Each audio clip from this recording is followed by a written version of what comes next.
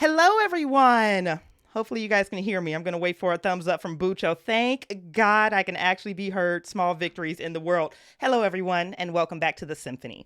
Symphony Entertainment, Gaming, and Arts is my gaming company that focuses on horror systems, indie games, organic content, and player agency in an effort to bring a symphonic approach to horror role-playing. I am your host, Bridget Jeffries, but I am not serving as your game master because somehow we have Luke Stratton on stream, creator of Pirate Borg, actually running for us tonight. And I am overwhelmed with humility and gratitude to have you here, Luke, right now, Luke. Like, I'm actually shaking talking about it right now because I'm just so honored that you're actually here. Ahoy! I'm so happy that you're here, Jesus. Speaking of I'm gratitude. blushing. Speaking of gratitude, I also want to say a big thanks for this cast for coming in. Why am I getting emotional on like a Wednesday night? What the hell is happening tonight, guys? Thank you, cast, for coming. One, you guys look amazing. I want to bite the microphone looking at half of you. And two, like, you guys are amazing Symphony supporters. Many of you are backers, you're cheerleaders, you share the stuff, and you're my friends, and you're amazing role players. So I am super grateful, super grateful to have you guys here for this experience. Viewers in chat, we have a giveaway for you. I know it's been a while since Symphony did a giveaway. That's my bad. Symphony will be sponsoring a limited edition copy of Pirate Borg. As you can already see, I see a lot of people already jumping into that one. All you have to do to enter the chat is be a follower of the channel and hit bang Pirate Borg. That is !point Pirate Borg. All one block. We will draw a winner at the end.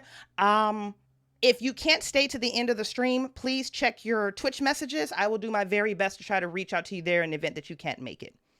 Last announcement. If you like this content and you would like to help us make more of it, please consider backing Symphony on Patreon. You get access to private talkbacks, free merch, poll privileges to decide on future content, the ability to rewrite current content, and a lot of other really amazing things. You can check more about that at patreon.com/Symphony Entertainment. And speaking of free merch, I am actually going to turn the stage momentarily over to Luke, who I'm fangirling over right now. Luke, please tell us who you are, what you do, how people can support you, how people can love you, and how in particular you're going to wind up blessing Symphony backers tonight. Absolutely. Well, my name is Luke Stratton. I am the illustrator and writer and layout guy for Pirate Borg. Over COVID, I work in concerts normally. I lost all my work in COVID and I started drawing pirate battle maps. Started a Patreon. Patreon basically saved my life. Then I wrote this book, which I'm holding a copy of right here. It is now published by Free League Publishing, which is literally the coolest thing that's ever happened to me. And yeah, we're going to play Pirate Borg tonight. My dear friend Bridget has really helped out both me and Limithron, the company. And as to show our gratitude, we're going to give a free copy of Pirate Borg to every one of Bridget's Patreon supporters. Now, if you're hearing this and you're not a supporter, you missed the cutoff, but you probably should be a supporter for the next time something cool like this happens. So that's my shtick. You can find me at limithron.com. We've got hundreds of battle maps on the Patreon and Pirate Borg content, including the adventure we were playing tonight. You can pre-order a copy of Pirate Borg at pirateborg.com. I'm at Limithron everywhere. That's my shtick. It's such a great shtick, and we love it so much. Oh, also, if Liquid Death is watching, come on, sponsor me, guys. I drink this stuff on stream all the time. What's going on? That's such a soft plug. I love it. Luke, thank you. Thank you for being here. And I know my backers are going to be absolutely overjoyed with the gift that is going to be hitting their mailboxes soon. So thank you. Without further ado, let us unveil this cast. Starting with Bucho, you guys know how this works. Tell us who you are, where people can find you, some of the things that you do. And then again, don't say anything about your character. We're going to let our game master handle all of that. Bucho, take us away. Hey everybody, I'm Bucho. You've seen me as a Chaos Goblin on the Symphony Entertainment stream often. Tonight will be no different. You can find my art, anything about my literature, my books, and my weekend nonsense, most likely on my Instagram at The Real Pink Manther. Amazing. Kicking it down to leather daddy. I mean, Perry. Well, good day, everyone. I'm Perry Clark, licensed marriage and family therapist. Normally, you can find me in my office taking care of your mental health needs, but you can also find me at my podcast, Untying Knots, Minds and Souls Untethered, while we look at the intersection of mental health and geekdom as well. Amazing. Kicking it on over to the love of my life, Chris.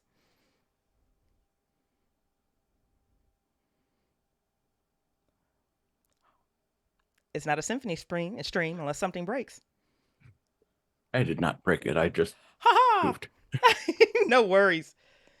Okay, I am Chris Hall. I am broadcasting from an underground, undisclosed location somewhere in the East San Francisco Bay. I am a writer and editor, and occasionally die in a horrible way in one of Bridget's games. You just couldn't hold that shade off, could you, Chris? It's not shade if the death comes elegantly and imaginatively. Fair. And last but totally not least, Sam, tell us, baby, talk to us. Well, I'm Samantha Pitty, and I live in Northwest Illinois with my husband and beautiful 2 sons. And I am a news writer for a local newspaper. I am also on the on the creators helping creators content list, and I will help anyone out who needs it with proofreading or just a sounding board. You can mostly find me on Discord at Fiery Angel. And I am just so excited, as always, to be here with Bridget and with all of you and with Luke. And I'm just tickled pink that you let me be ridiculous and piratey. And I need to tonight give a special call out to my beautiful boys, my youngest who allowed me to borrow his eye patch, and my oldest allowed me to borrow Mr. Horns. So this is good mayhem. So amazing. Guys in the audience or those who are watching the replay, I have reviewed Red Lines with the cast, crew, and our special guest. We all understand that the X card is in play. X's can be sent to the GM via private message in Zoom visibly. As always, no questions asked, no judgment passed. And with no further ado, Luke, the stage is yours, baby. Let me get the hell out of your way. The storm be a brewin'. You all are a ragtag group of scurvy pirates on a small little pirate sloop. Of course, you've got your mighty Captain Lady. Lady, why don't you tell us about what Lady looks like and what Lady's all about, and make me a D66 roll, and I'll tell you the name of your pirate ship. Oh, okay. So starting with the D66 roll, we are looking at a 13, please and thank you. You are on board the Void Ripper. That's so dope. Holy shit, that is so dope. Sidebar here, Pirate Borg is a very emergent gameplay system, so we're going to be discovering things as they unfold, and you guys are going to be rolling a lot, so, you know. That's amazing. Captain Lady is one very petite Afro-Caribbean woman. She has brown dreads that has a little bit of blonde in it that are pulled back. There's absolutely nothing physically attractive about this person. She looks like she's wasting away. Her eyes are completely sunken in. She moves with no sense of urgency whatsoever. She procrastinates about everything. How she became the captain of this ship was a surprise to Bridget and to her, I'm sure. The biggest physical feature about Captain Lady is that she has a nigh incurable case of scurvy. So her gums are constantly bleeding. And because etiquette isn't particularly high on her list, she's constantly spitting out globs of mucus and blood everywhere she goes. Now, you're a zealot, yes? Yes. Yeah. The class is zealot. Why don't you make me a D8 roll, and we'll figure out whom dost thou serve? 6. Oh, I think you know what answer that is. The Dark One. Yes! Right there. You serve the Dark One. Okay. Congratulations. She's flattered and honored simultaneously. All right, so as Lady surveys this ship, you guys have entered an absolutely devastating, almost a maelstrom of a storm. The sky is all kinds of dark shades, blues and greens, and kind of swirling in all directions. The ship is jumping up and down. You're barely able to hold on. Lady, you are barking commands, and you probably yell up to whoever's at the helm. Who do you think of your fellow crew members is at the helm? Oh, it's gonna have to be her brother. It's gonna have to be Mutilator.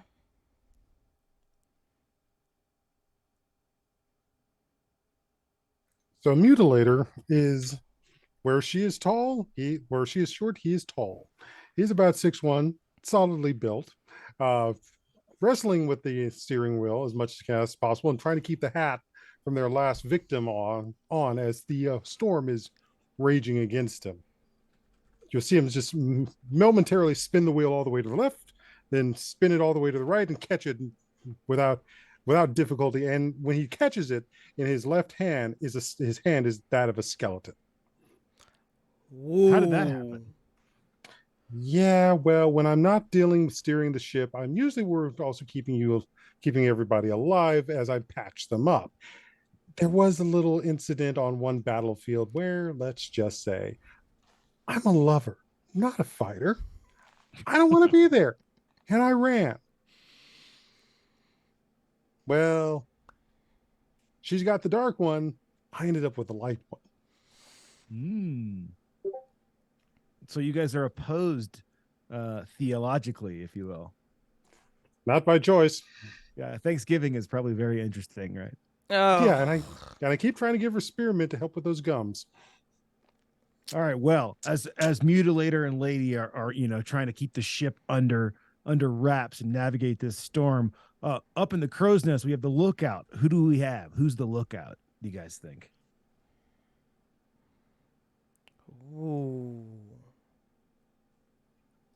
Probably Gunpowder? Maddie Great. Gunpowder Hastings. She's a buccaneer and a crack shot, despite all appearances. Rather slight, small. Wouldn't normally gather your attention. She likes to kind of shoot from the blind spots, but there is a presence about her, and she does stand out to some degree, partially because of her missing eye. She's been told she's way too loud and talks too much, and someone finally had umbrage against that and plucked out her eye. Also because she always has her pet snake, Mr. Horn, slithering about. They'll often be seen cuddling together in a corner, sharing both of their favorite meal, rats. Mr. Horns. Where's Mr. Horns from? How did they just meet? waiting to have something to shoot. An How island at one point. How did Gunpowder meet Mr. Horns? At one point, I would say that Gunpowder was on an island or something, and probably someone put her off there because they were annoyed with her. And he slithered around. She was cooking a rat. She had another one that she hadn't cooked yet, and they became friends. He's often draped around her. So she's always covered in soot and gunpowder. So up top, we've got the Buccaneer Gunpowder, but down below, kind of stewing away in the small, tiny hold of the Void Ripper, we have Mockingbird. How about you tell us about yourself, Mockingbird? Muted still. Mockingbird is the ship sorcerer, who makes traffic with the mysterious forces and very little traffic with the other members of the crew. She tends to isolate herself a little bit. She is sort of, like most of the other crew. She is not terribly buff. She is sort of like thin, with long unkempt brown hair that can't even be called braids or dreads. It's just kind of like knotted from not being washed or not being combed. She's stared into the dark powers enough that her eyes have a certain frightening deadness, which makes other people not want to look into them too long. Ooh. I imagine the camera shot here as we meet Mockingbird is, she looks out like one of the cannon holes and the storm lightning flashes, and we think the shots of the lightning flash, but it's really just of her eye. As the camera pulls back, we see her dark black eye just the only touch of lightness around Mockingbird is when she plays the mandolin. Oh, the mandolin. Okay, great. And can also, will sometimes sing. It's in a very melodic way, which is how she got her nickname. Some nice. This is also a form of meditation for her, and how she learns to work her magic.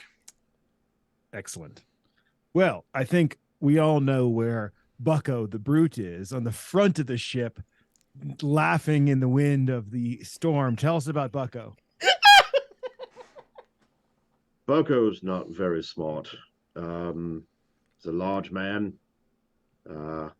in conquistador's armor, but it's more looking like Pillsbury dough coming out of a can.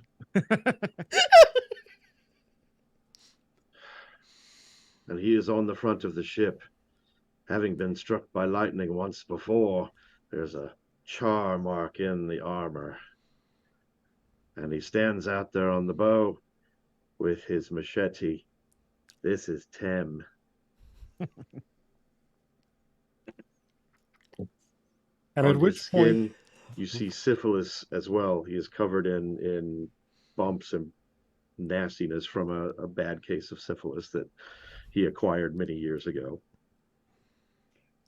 And over at the helm, Mutilator's looking up and said, I know we should never have told him that story about that gigantic ship and that love affair. He tries to reenact it every time, especially when we get into the storm, as opposed to doing his job. That's how he gets hit with the lightning every single time. I'll have to fix him later. With that, more lightning cracks. And you just see Bucko just like silhouetted at the front as you guys are just barreling straight forward into the storm. My heart will go on. With that, one of your only other crew members, you guys are a pretty tight-knit crew here. The kind of, first mate, if you will, Skaggs comes up and he says, what we gonna do? We can't last much longer in this weapon. With that, lightning hits the front of your ship. It starts leaking water, and you crash upon some rocks. Now, those of you who are familiar with navigating would know that you're pretty much in the middle of the ocean, last that you thought.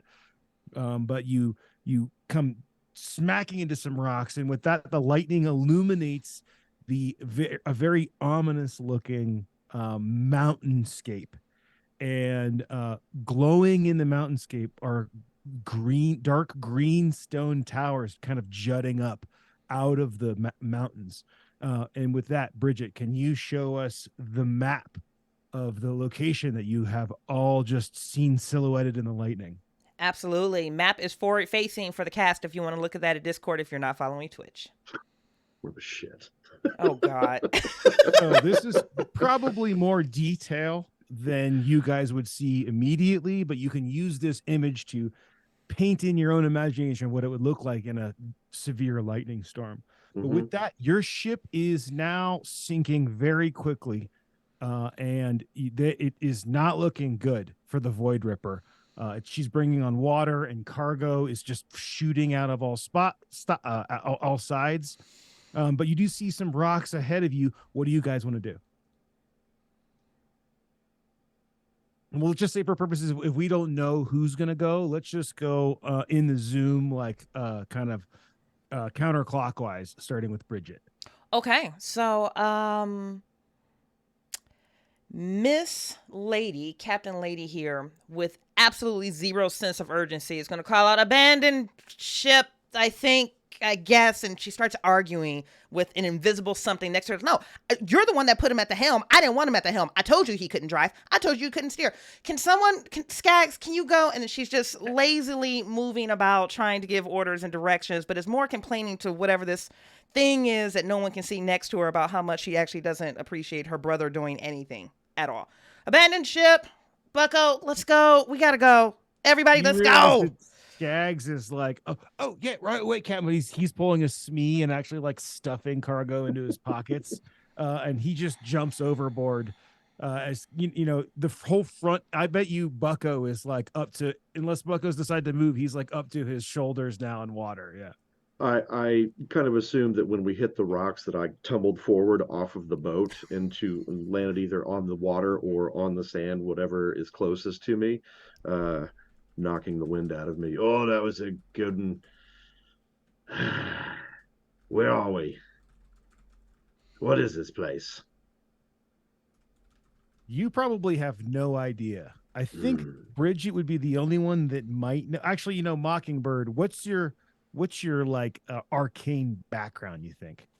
What's your history of magical arts, if you will?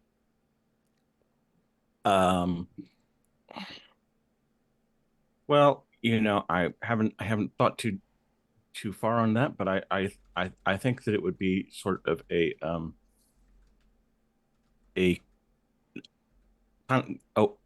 talent for conversing with spirits, for bridging the realm between bridging the wall between this realm and theirs. And So kind of a clairvoyant, if you will. I was going to say being able to make deals with them. Okay, gotcha. Yeah, so I don't think any of you would be too familiar, other than this is the Dark Caribbean. This is a place that when it was discovered, there was nothing, no human life here at all, just ruined treasures and derelict ships. And as the settlements were established, this kind of like undead presence known as the Scourge kind of made its way out of the water and started attacking. You guys are familiar with the undead, but this seems more otherworldly.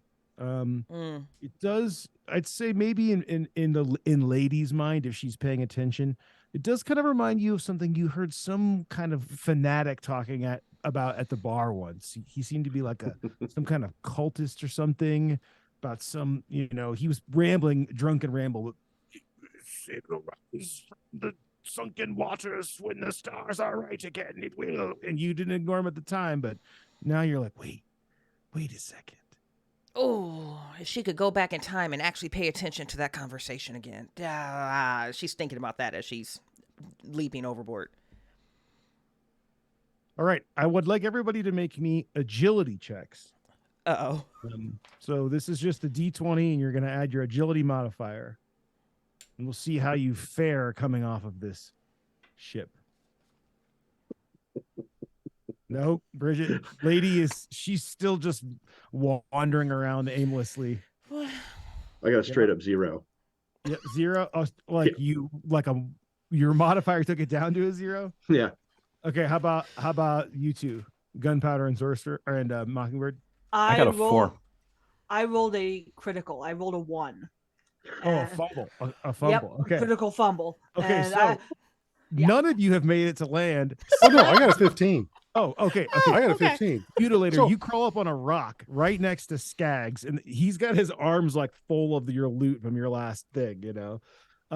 Everyone else is kind of swimming towards you, but Gunpowder seems to be in serious trouble, potentially in drowning conditions. What would you like to do, Mutilator?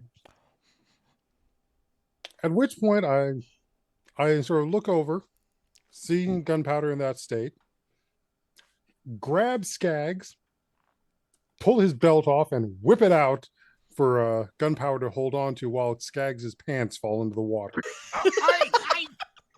Mutilator, what are you doing?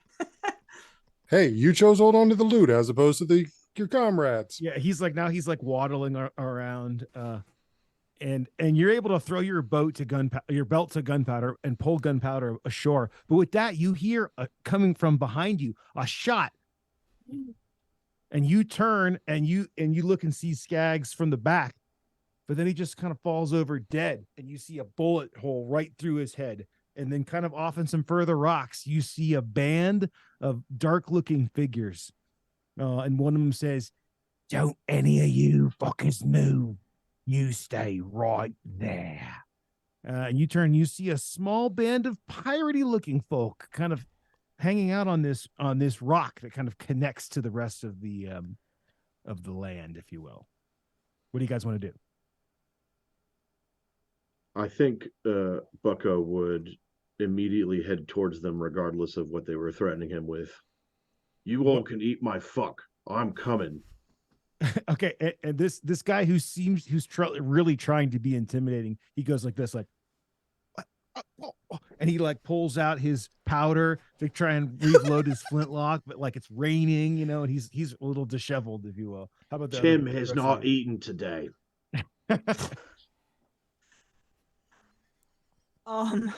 Well, I've been battling this water because I imagine that Mr. Horns wrapped himself around me because he doesn't like the water either. Mhm. And I was trying to keep my musket out of the water, and I started to have this issue. I'm holding onto a belt, so I'm probably trying to just hold onto the belt to steady myself. And I pull out my musket and say, "We can both play this game, fucker." Okay. Yeah, I think that thankfully, you were able to keep your musket, the tip of the barrel above the water.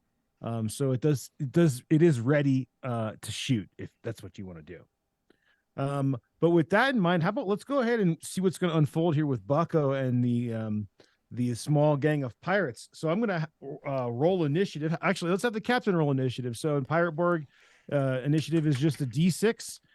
4, 5, 6. You guys go first. We're not going first. Okay. So Bucko, the guy in front of you, he is going to spend the turn reloading his flintlock pistol. But he's got two guys that are more close to you, and they're both going to come up. One's kind of a more, almost like a boxery looking type who kind of looks like he's maybe built for you. He maybe looks a little more scrappy, but he's like, "Oh, you think you're going to mess with us, all right?" And he's going to make a swing at you. So you need to make me an agility check. Agility roll. Agility roll. Boy.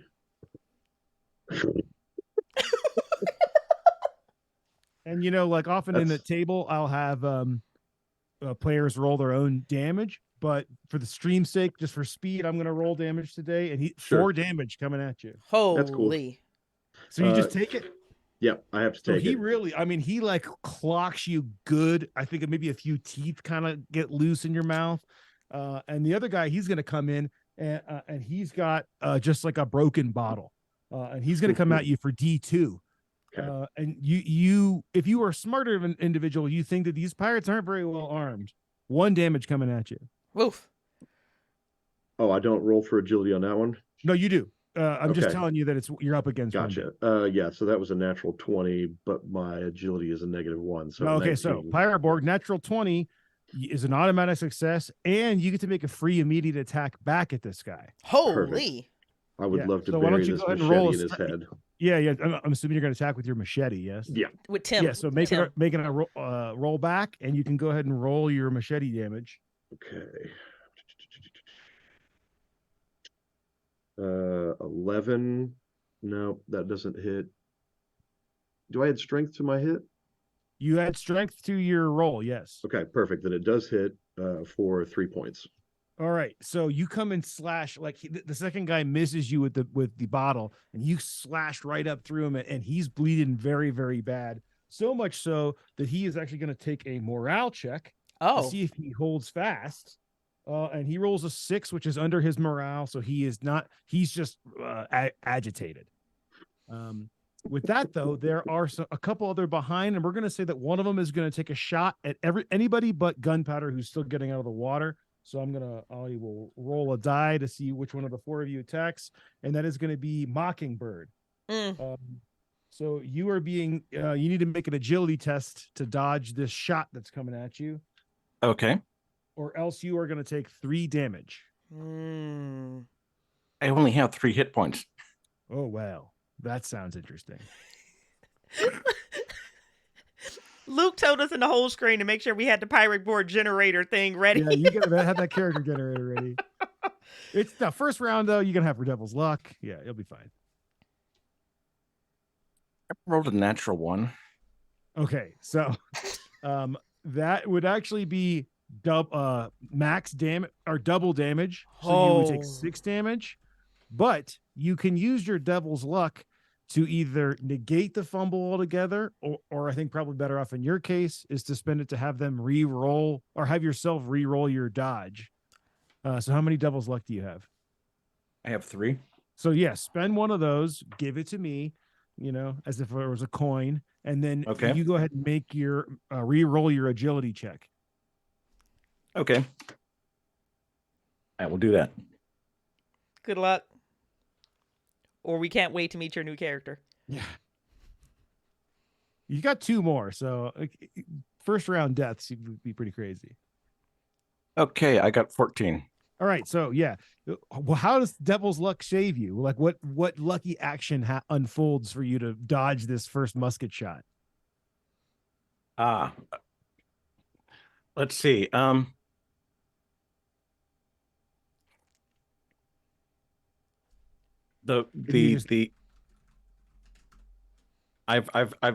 sort of been like whispering under my breath as they approach us, and have managed to talk to one of the wind spirits Nice. hovering over the bay, and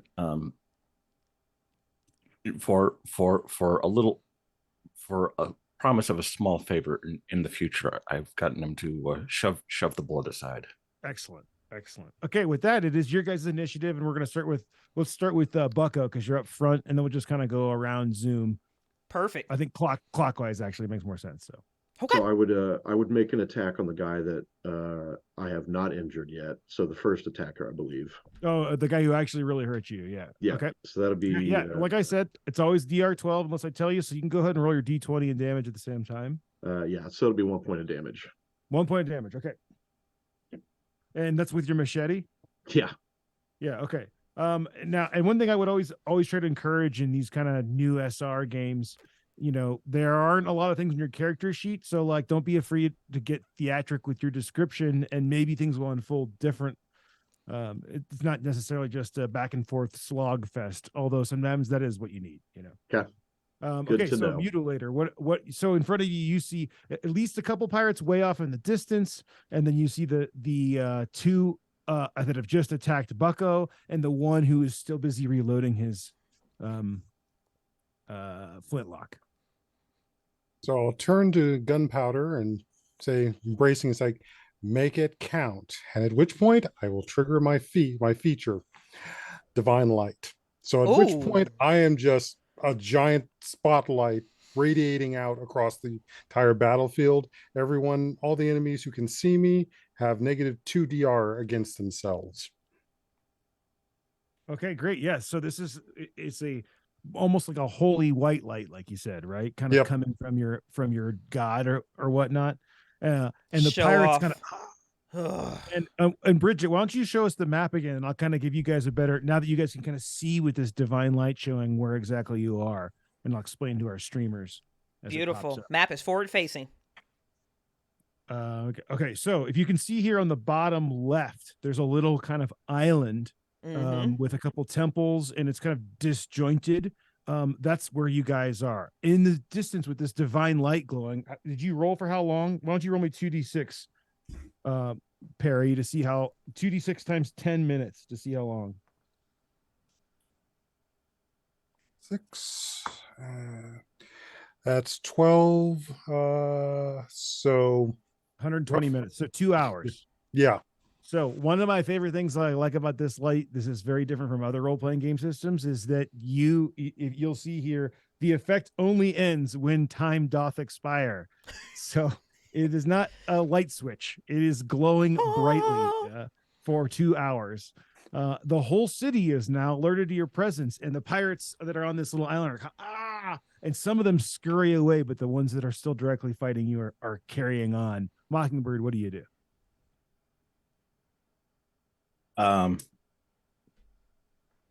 All right. So can can I use my presence to make an attack?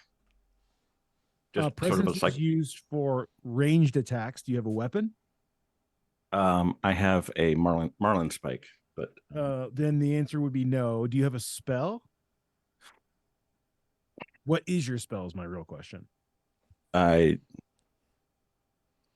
So I should be in the top left of your sheet.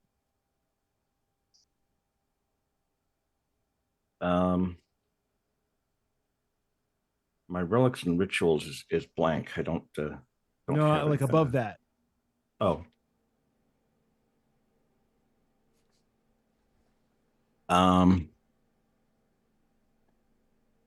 I think I think that after that last shot, I'm just going to retreat, heading back towards the city. Well, they're in front of you, They're so in you're front- like on a rock, and then the island, and then the city. and So then you the could city. run through them or back out to the black stormy sea. Um.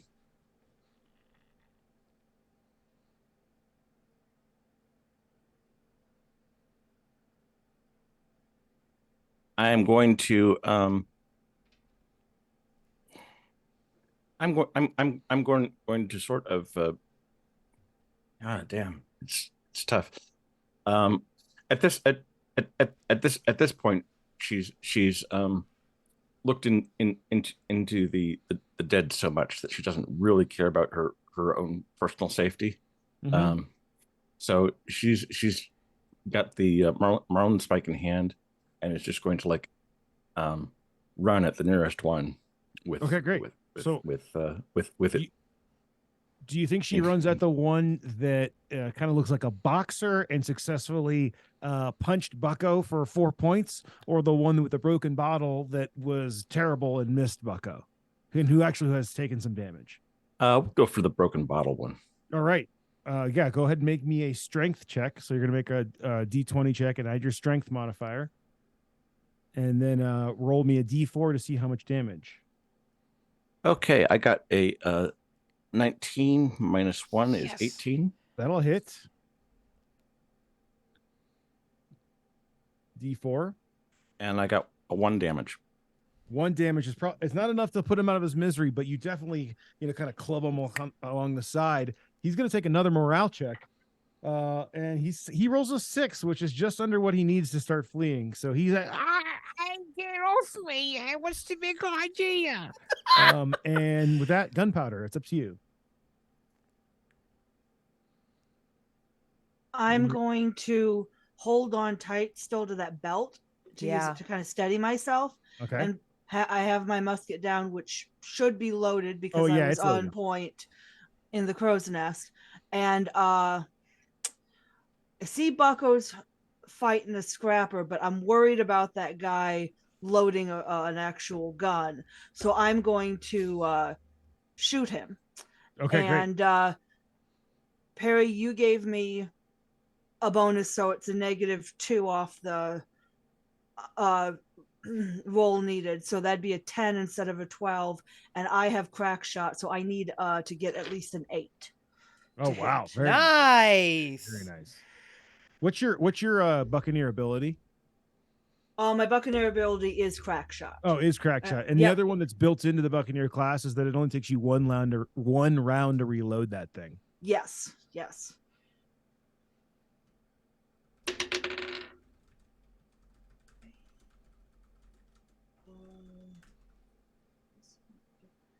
So that is only a 6, but can I use a Devil's Luck to do something? You have 2 options, really. The first is you can use the Devil's Luck to re-roll. The only reason I would suggest that is if you're trying to get a critical. The other is you could use it to lower the DR by 4, which would make you hit no problem. I would hope I'm going to switch dice, but I would hope that I don't keep rolling this badly. So I'm going to use the Devil's Luck to re-roll. Okay. Okay, and that is, it's not a critical, but at least that is a 9, or no, an 8. It's exactly an 8, so it would hit. And you've hit with your musket, which does 2d6 damage. So roll that, and we'll see how much Fuck you're me. gonna take. That is 5. 5. It's not quite enough to kill him, but he is mortally wounded as you kind of blast off. I think this is probably like Miyazaki style, like slow motion bullet through his leg, and his quad just explodes and he falls over mid reloading. So he's now on the ground and effectively out of the combat. And Captain Lady, tell us, take us away. Yeah, as she is dragging herself onto shore, again, with zero urgency whatsoever. She's pulling out her cutlass and she's dragging it behind her. And as of right now, there are 3 opponents left, right? There are the 2 that were fighting Bucko, and then like an undetermined number in the distance. Yeah. So it's just the 2 in front of us. Okay, so she's Really gonna just look the over. 2, yeah. So she's gonna look over the 2 in front of her, and okay, so we need a new first mate. Is which one? Left or right? The bottle or the bottle one? Okay, cool. Hey, we're gonna keep this one, and then she's gonna point to the one that was using the bottles. Like, hey, you're gonna be our new first mate. Okay. Congratulations on your appointment. I'm really excited for you to be an officer now. And then she's Wait gonna. a second. I don't really know if I want to work for you all. Oh, it's not negotiable. You either die or you become my first mate. Oh, I like that deal. I'll take it. Right. I know. I figured you'd like it. Everyone does. Skaggs loved it too. And then she's going to attack the other gentleman. Hey, While you're attacking, Roberts, I think maybe we should join these guys. They seem like better pirates than that old Black Vengeance crew we came here with. Oh, Black Vengeance. she's going to That's pause. a silly name. Yeah, you guys have heard of the Black Vengeance? They've heard No, of it's us. no, we it's haven't. just a silly name. Oh, well, we shipwrecked here a fortnight ago. It's not good here. We're trying to get the hell out. Maybe you can help us. Please don't kill me. So are you agreeing to be my second mate? Wait, no. You just made me your first mate. I'm getting you two confused. We're keeping, which one are we keeping? She's arguing with the spirit next to her. It's like, oh, God. the boxer guy hasn't said anything yet. Oh, okay, good. Then she's going to continue to attack she's going to go on with the attack with the boxer guy. Yeah, he's like, he's ignoring your new first mate. I also think it's funny that rather than promoting someone you know, you made this random guy the first mate. Listen, Yeah, she so gets he's it done. Luke, this is just more of a flavor text because she is a worshiper of the Dark One and her brother has that loud ass light on. Can she take like an additional negative to hit? Yeah. As if she just Yeah, sure. absolutely repelled and just like, can he turn that off? How about this? No, you know this happened You get- last time you at get- dinner. -2 to your roll. Okay. But if you hit, we'll say you found the shadow and you can do double damage. Okay. So I literally missed this by 1. I am going to burn the only devil's luck she has as an attempt at a Okay. reroll because Okay, to now, hell you with can him reroll- and You can also bright just light. lower the DR by 4. Then let's do that. That will succeed. Yeah. Okay, you lower it, you succeed. You know, he's you're like, and you're dodging, and then like his arm, it's like comes up like this, and then the shadow, and in that shadow, it's almost for you, it's like black light, you know, and you're just like, ah. Oh, and she you comes stab him. directly up under the arm. And Yeah, that was what's 10 that points weapon? of damage. Oh, how does this guy die? I think she finds that perfect moment of shade, and it's almost like that versus that angelic choir. It is that dark chant. It's like, oh, I found the sweet spot and a new first mate. Everything is going to be fine. And she just impales him directly through the side of the rib cage here, just all the way through and then all the way out. Was it a sword? Yeah, cutlass. Yeah. Cutlass. Oh yeah. He's just, you know, I think Bucko, you're like busy boxing this dude, and he goes to punch her, and you just see the blade just through the darkness. You know? What the fuck, lady? Yeah, the I rest of the had it. pirates, I had it covered. the rest of the pirates that you can see kind of on this little island area scurry away, but then you hear like, you know, kind of echoing from all over. You hear, and I would like, Captain, why don't you roll me a D4? Happily on the way. We are looking at a 3, my love. A great cry shall fill the air as the sacrifices sing their final song. The city rings with their final lament, deafening all until a new verse is uttered. And you hear this voice like echoing. It's almost like omnipresent and from all directions, including from the sea and in your mind's eye. But you can't help but feel like it's coming from this tall, like almost miles tall jet black mixed with dark green pyramid in the middle of the city.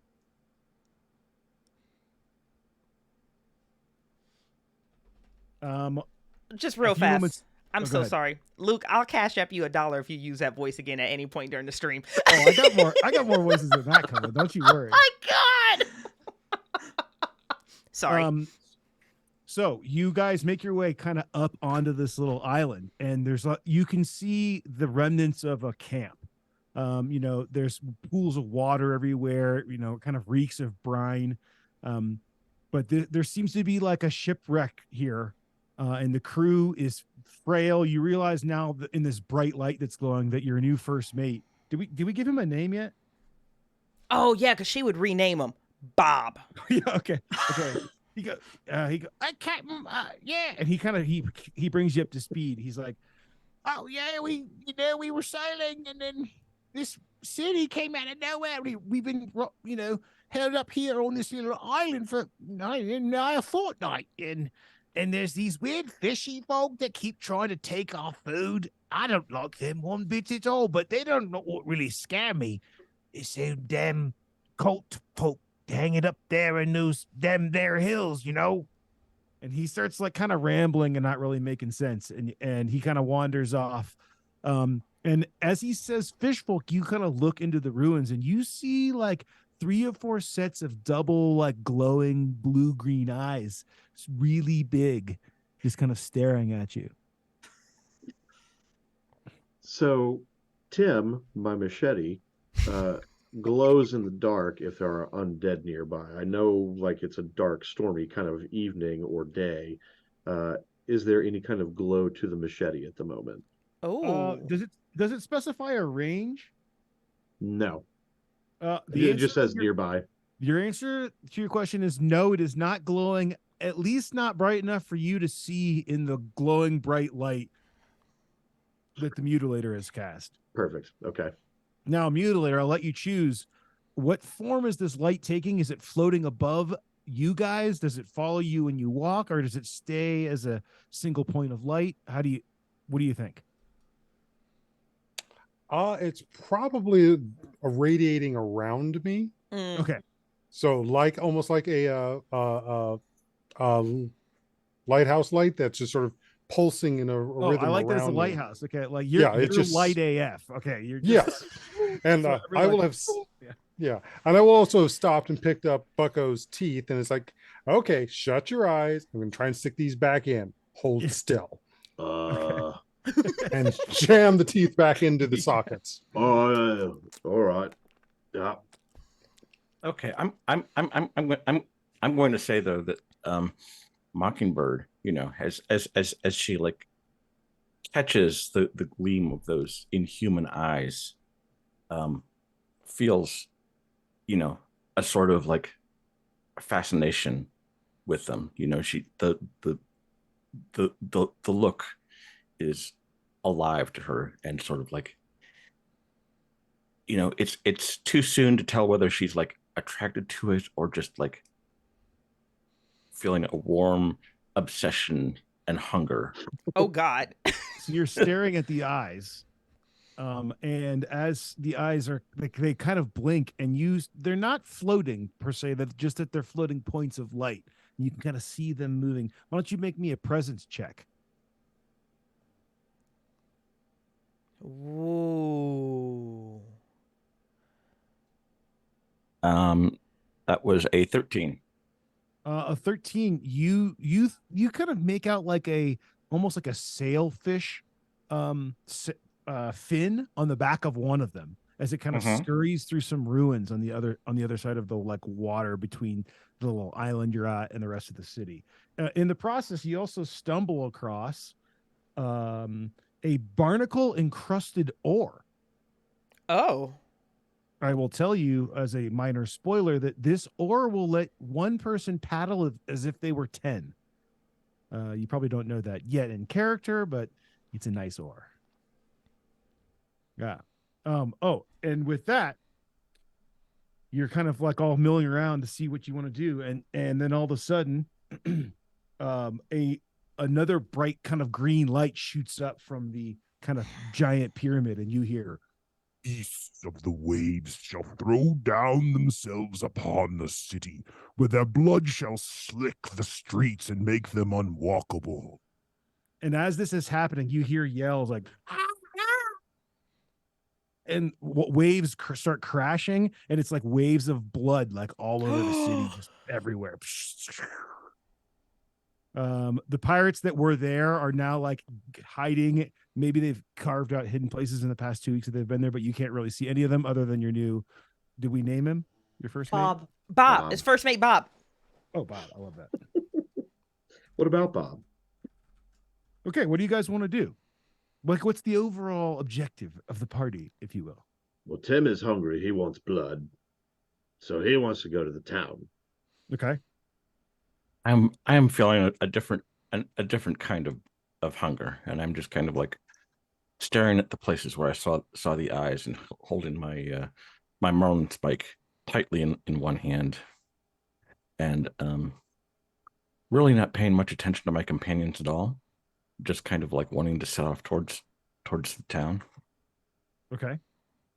I've reloaded. Gunpowder has definitely reloaded once we got out of the fray, and I've been taking some sort of partially dry rag. I found I probably took one right off one of these pirates that's been hiding. I just grabbed an article of clothing that they had hanging, and I just have been kind of polishing Mr. Horns and kind of drying him off and drying myself off. And as soon as they talked about the fish folk, I've been probably doing things like, oh yeah, Mr. Horns, you can eat fish. Yeah, they attack us, you just swallow those fish whole. Yeah. And but when that noise comes, then I kind of stand up and I probably just swing my eyes to the captain, because she lets me shoot things and I follow her. Let me just say that when you've been at sea so long that your first instinct is to polish your snake. you might need some land time, is all I'm saying. Captain Lady is all for heading into town, but her eyes are constantly going to be scanning the shore because they need Void Ripper number 5. So Yeah, okay. she's going to be shopping. As we're like, no, that's too big. Nope, I don't have the staff for that one. That one could work. Okay, make a note of that one. And then okay, so everything she's made a note of are just rock formations. Nice. You don't. So far, you see no other ships. Not that there aren't any, but you have not yet located another ship. Yeah. She's on rock formation number 3. That should be about the right size for this crew. Yep. Yeah. Okay, what's Mutilator doing on all this? You guys are going to start heading into town, I guess. Well, I'm considering I'm the light source. I'm kind of towards the back, so everyone has a chance to see what's in front of them. Okay, yeah, you're not just. So you guys are like, I guess you got to make your way across this channel to the mainland. You realize though that the water level seems to be slightly rising, in large part due to these bloody waves that keep crashing onto the land. And Mockingbird, you notice some of those kind of fishy eyes that were staring at you as they kind of get pierced by the blinding light that is Mutilator's aura. They all kind of scurry away into the streets, and they never really get inside the sphere of light. Mm-hmm. You guys make your way. You have to kind of swim to get off this island, but you make your way into this part of the city that is very. It almost looks like unnaturally formed natural spires that are kind of sticking out of the ground, and interspersed with these spires are all kinds of weird, almost otherworldly temples. They don't really, look like any of the architecture you might have seen back in Europe. Certainly not any of the architecture you've seen here in the Dark Caribbean. But you come to a structure, and we are going to randomly generate this structure because this is fun. I would like each of you to roll me a D8. We'll start with Bridget, and just read them off to me. 3. 4. You come to the circle of 4. The circle of eldritch 2. visions. Oh. Mockingbird. 6. Okay, so there's a in the middle of the circle is a salt encrusted rock, gunpowder. 5. And I know things about the rock that you guys don't know. And then I'll roll the last one. Oh, okay, this is great. Okay, so you come to this circle of eldritch visions, and there's a big rock in the middle with all kinds of weird carvings on it. But around the rock are 3 like giant, like huge man-sized oysters with their kind of tentacly, mollusky legs sticking out of the shell and functioning as legs. They look like this. Holy cow. And there are 3 of these things around this stone, and they are all almost like humming. And they seem to not really notice you, despite the really, really bright light. And a quick look at them, you maybe think that they can't really see with vision. Do What they do you guys like to feel benevolent? You feel benevolent? Do they? Like, is there a vibe that they're putting out? Does Bucko care? I think that would be for you to decide if they're benevolent. I don't know if I could tell you whether they're whether your character thinks they're benevolent. That's They fair. seem to be participating in some sort of ceremony or ritual or meditation or prayer, or maybe they just sleep like this, but they definitely seem to be like holding themselves with these, mollusky legs, tendrils, and all kind of chanting around this salt encrusted rock. Can I'm gonna look Captain at Lady? Oh, sorry. I'm gonna look at the captain. What should we do? What do you think? Hold on. Let's see. Can she get close enough to the perimeter of that circle to touch one of these salt encrusted rocks? There's only one salt encrusted rock. Okay. Oh no, there's a bunch of little ones. There's and little then one ones. big one. You want to touch a little one? Yeah, what she wants to do is actually get as close as she can.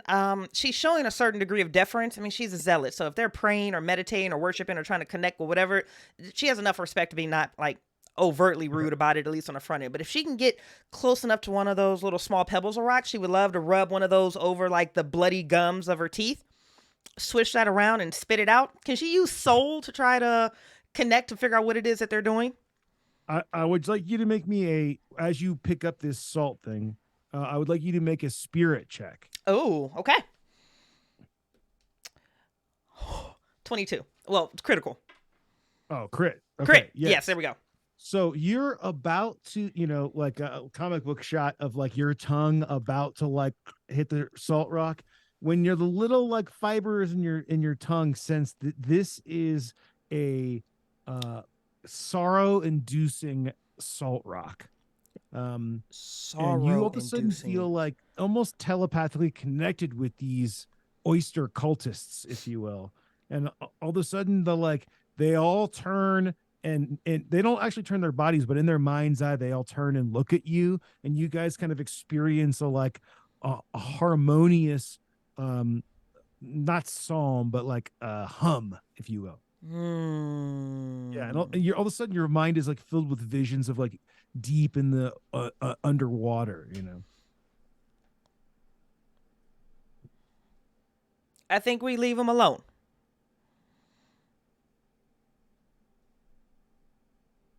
They don't seem like. Do you communicate that to them, or do you just kind of like you look in the room and then back out in the room? I think she's actually communicating that to her crew. I think we leave them alone. Yeah, I think they're good. Yeah, they just kind of keep on humming then. She's going to be stuck on that tune for the next week. And moving on, ladies' underwear to the left. So, what's your motive and destination? What are you guys trying to do here? What's the goal? This crew, a goal. Well, I mean, like, are we just wander like aimlessly? Are we going random directions? Are we going to the big giant temple? Are we looking for a ship? Are we looking for treasure? I vote for like making our way towards the big pyramid thing in the center, and on the way, sort of like looking for food and or shelter. Okay, making your way on the. So this city is huge. You realize now as you walk amongst its streets, it's very antediluvian. and eldritchy and all those lovely keywords that we all love so much. Of course, looking down certain streets feel non-Euclidean. Mockingbird doesn't know what any of these words mean. She just knows. I'm telling you as the players these keywords. Bridget and Lady are so happy. You look down the street and you think it turns left and right. Oh yeah, the zealots are like, yes! Well, maybe not. Mutilator's probably like, wait a second, but Lady is like, yeah, dark. This is hitting all my dark. This is hitting all my dark buttons. She's quite happy. Yeah. Right now, I got one job is to provide the light. So I'm going to keep providing the light as much as I possibly can, despite what my sister wants to do. This is just a repeat of everything that happened at Thanksgiving all over again. I told you, just chew the spearmint. Just so you know, Mom hates the light too. As the crack shot, I thank you for providing the light. Light is good. Yeah, she always liked you better. I think Bucko at this point is just trailing the whole group with his machete, like dejectedly being dragged behind him. He's like, I think he wants to see some more action. Okay. So the city's big and the pyramid seems pretty far away. So you guys aren't going to be able to make it there tonight, or tonight. You can hardly tell because of this kind of ever looming storm over this city. But if you guys want to set up camp, I just want to know maybe a quick who's doing the watch overnight, and I'll kind of that'll easily be me. Mutilator has the light. Yeah, I'm an insomniac, so I'm pretty much staying up. Okay, so especially with this light source, staying up, and then Bucko and Mockingbird maybe trade off. So I'm going to check for encounters real quick. Okay, so in the middle watch, probably Bucko's gone to sleep, but Mockingbird maybe hasn't totally gotten up yet. So Mutilator, you're just kind of doing your like glowing light thing. Something has come out of the darkness, attracted to the light, obviously. Of course. But in the flavor of emergent gameplay, why don't you roll me a D10 to see what creature you've attracted out of all the multitude of creatures that could, stumble across this giant glowing light? 2. Oh, perfect. Okay, I'm actually going to say because of the bright light, you're actually going to roll twice on this table. Holy cow. 6. Okay. So in the middle of the night, you're kind of like, this light is like, it's almost like, if you guys ever played, was it Doom 3, where you just have the flashlight or any of those horror games where you just, it's like every time the lighthouse of your ethereal light swings around, different things are closer, Yeah. You think you see those eyes that you saw earlier, and then they're closer. And then they're closer. And then all of a sudden you're standing next to oh God. 2 deep ones and a deep one shaman. And they're like album cover style. Like the shaman's like up front with his like coral, it's like a conch shell on the top staff, and then like slightly further back is another one, and the other back here. But then every time your light swings by, they're like in a different formation. But they're about to like kind of investigate when they like look past up behind you and scurry off in the distance. Or they scurry off because in the distance from the other direction is 2, not 1, 2 giant, slow floating aberrations. These things are cosmically horrible.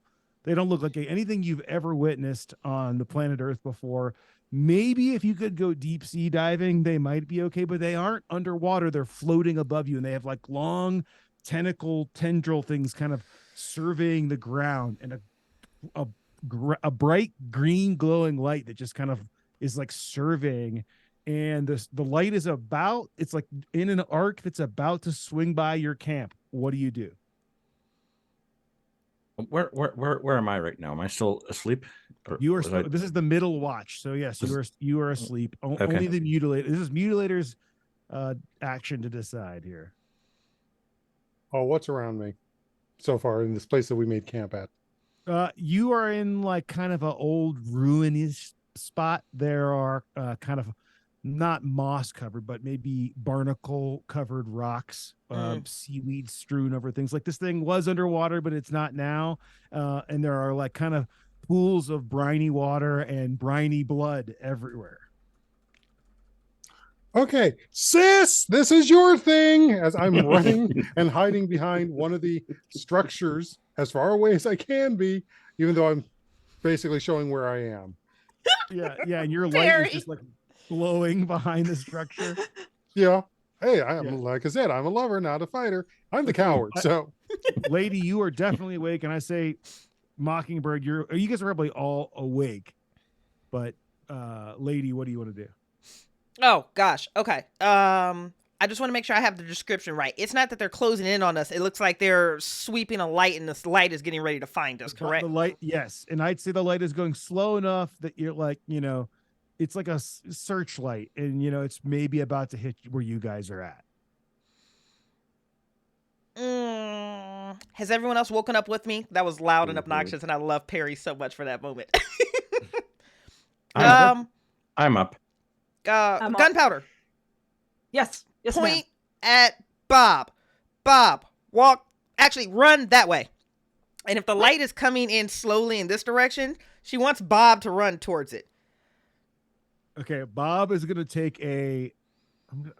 He's gonna make. I want you to make me a presence check to see how well you can talk him into this, and he's gonna make a morale check to see if he'll do it. Okay. Can I argue a bonus being that I have him at gunpoint? Yes, you can. Okay, because I need it, because her presence is a -3, guys. Sure. 19, 16, and then 16 plus whatever bonus you're going to give me. Yeah, okay, so, he holds fast morale-wise, and you convince him to do it. So he's basically like, okay. Oh, hey. Just run, and then run through it. Hey, Captain, wherever you say. Okay. And he turns, and he goes, and he, like, walks into the light, and, like, he goes, like, it's like a scene out of X-Files. He goes, like, and he starts, like, floating up into the glowing light, and the thing, like, really hones in on him, and it, like, sucks his, like, life force out, and he kind of, like, falls soulless to the ground. And then the thing kind of seems to miss the camp and kind of move on in another direction. Okay, so note for everyone else. If we see that again, don't go into the light. Okay, good idea. We're going to need another first mate. We do need another first mate, yeah. Be on the lookout for a ship and a first mate. That's our grocery list right now. This is why none of us were keen to be your first mate. And this is why she doesn't appoint her own crew. See, it all makes sense now, guys. Should we all have like a moment together and share our memories of Bob? He was going to die either way. This way he had one more meal. Instead of us murdering him earlier. I think ladies' first mates are like Dirty Harry's partners. That is a great description. And you're wondering how I ended up driving the ship.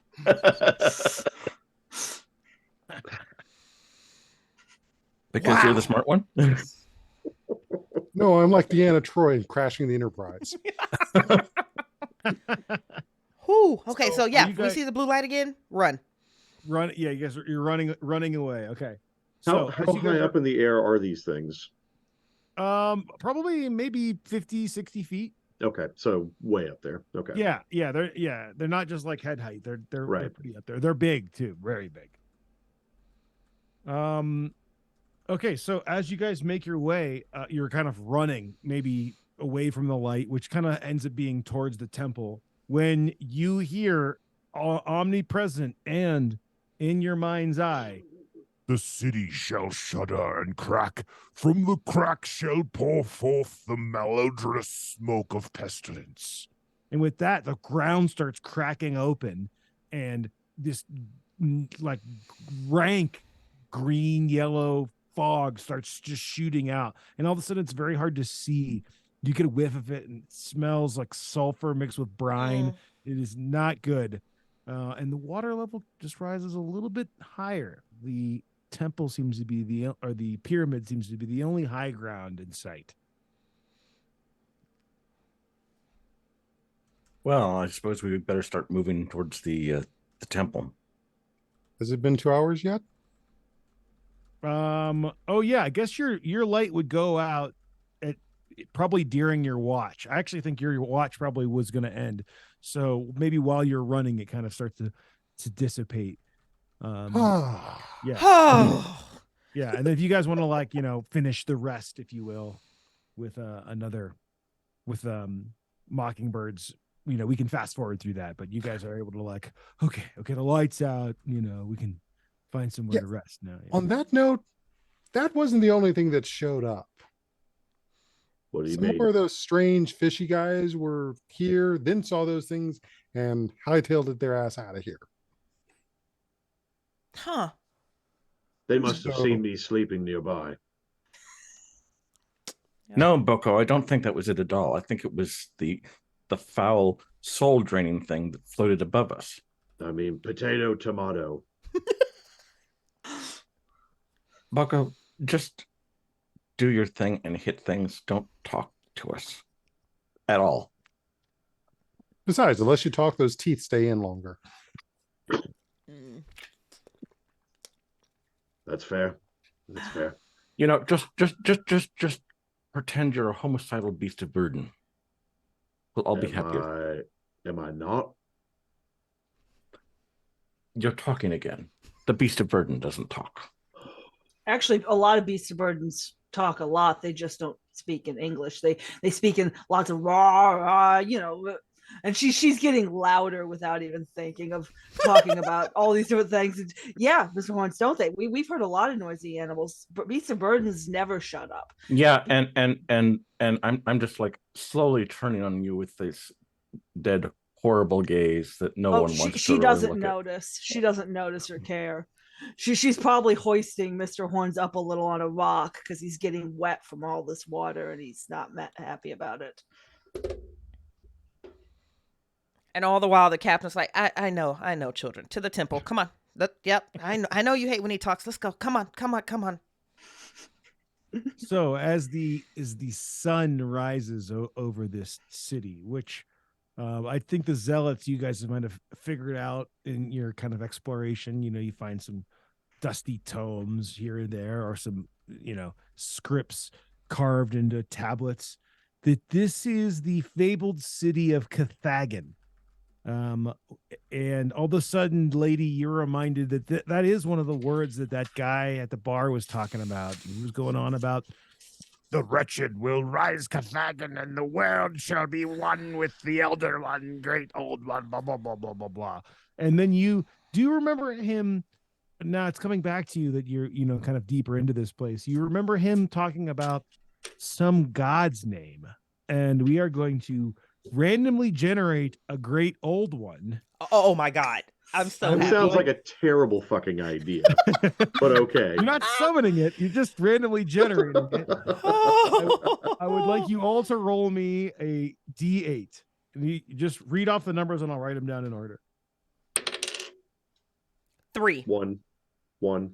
7. 2. 3. Okay, so you have or not summoned. You have remembered that. Let me write this out. We've got a syllable generator here, and then a title.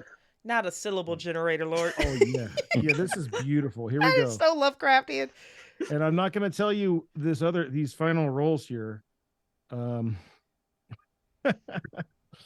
don't like it when he Okay. chuckles. I'm not Oh, happy yeah, with it this either, is- Bucho. Yeah. This is fun. Let's see here. Oh, okay. I like this An a lot. apostrophe Now, generator. one more. Bridget, make me a D6 roll. Yes, sir. It'll be a 2. Okay, great. Okay, so you remember that he was going on about DHDOS. It sounds like this.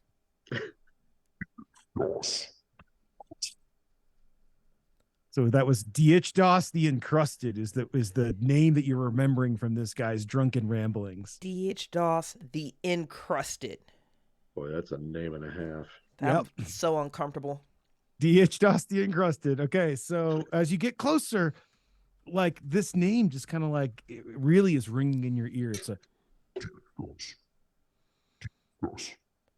DHDOS. you just like it's just echoing in your brain, DHDOS. That's what he said. And then a few moments, or a few hours later, you guys come to this kind of I don't know the architectural term, but there's like a, almost like a moat that connects to this pyramid. Actually, Bridget, can you bring up the map one more time? I'll give everybody a Yes, good look. sir. There is En route. a big moat, and then these big spires that kind of lean in towards this temple with a big obelisk in the center. So you can see this big green guy here in the middle. Mhm. And you guys are probably gonna, you don't have to, but my guess would be that you're coming up over this kind of causeway that leads to the entrance. As you get closer, you can see that there is a green light glowing from inside this thing. And as you approach, you hear another, what now you have discerned, especially you zealots, they seem to be psalms from the sunken texts, and you hear them being chanted from inside. And the next one you hear, The sky above the city shall turn black, and infinite stars shall be seen in the firmament. The weak shall stare unto their eternity and be blind. and as you guys look up, the sky just turns, even like instead of this like gray maelstromy storm, it just turns pitch black, and then the stars start like poking their light through like a pincushion. Okay. Do we want to go in this thing? Yeah, Yes. for sure. Not What really. else are we gonna Nope. do?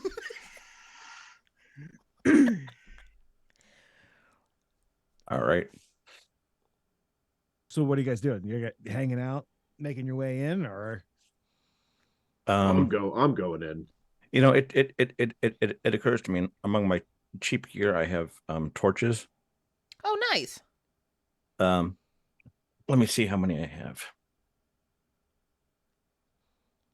I need to use dice that I can read, actually. I made that mistake tonight too. I've got 5 torches. okay. So, light. I'm gonna light one up. They last 1 hour each. Since we no longer have our human lighthouse. And So you know, how we long- might, this provides both illumination and a little bit of defense. Okay, So, what's the um, cooldown time on my light? you're cool. It's cooled off for sure. Okay. Yeah. Now, if you're interested in casting it again, you do at some mechanically need to make a spirit plus D2 check to know how many times you can cast that a day.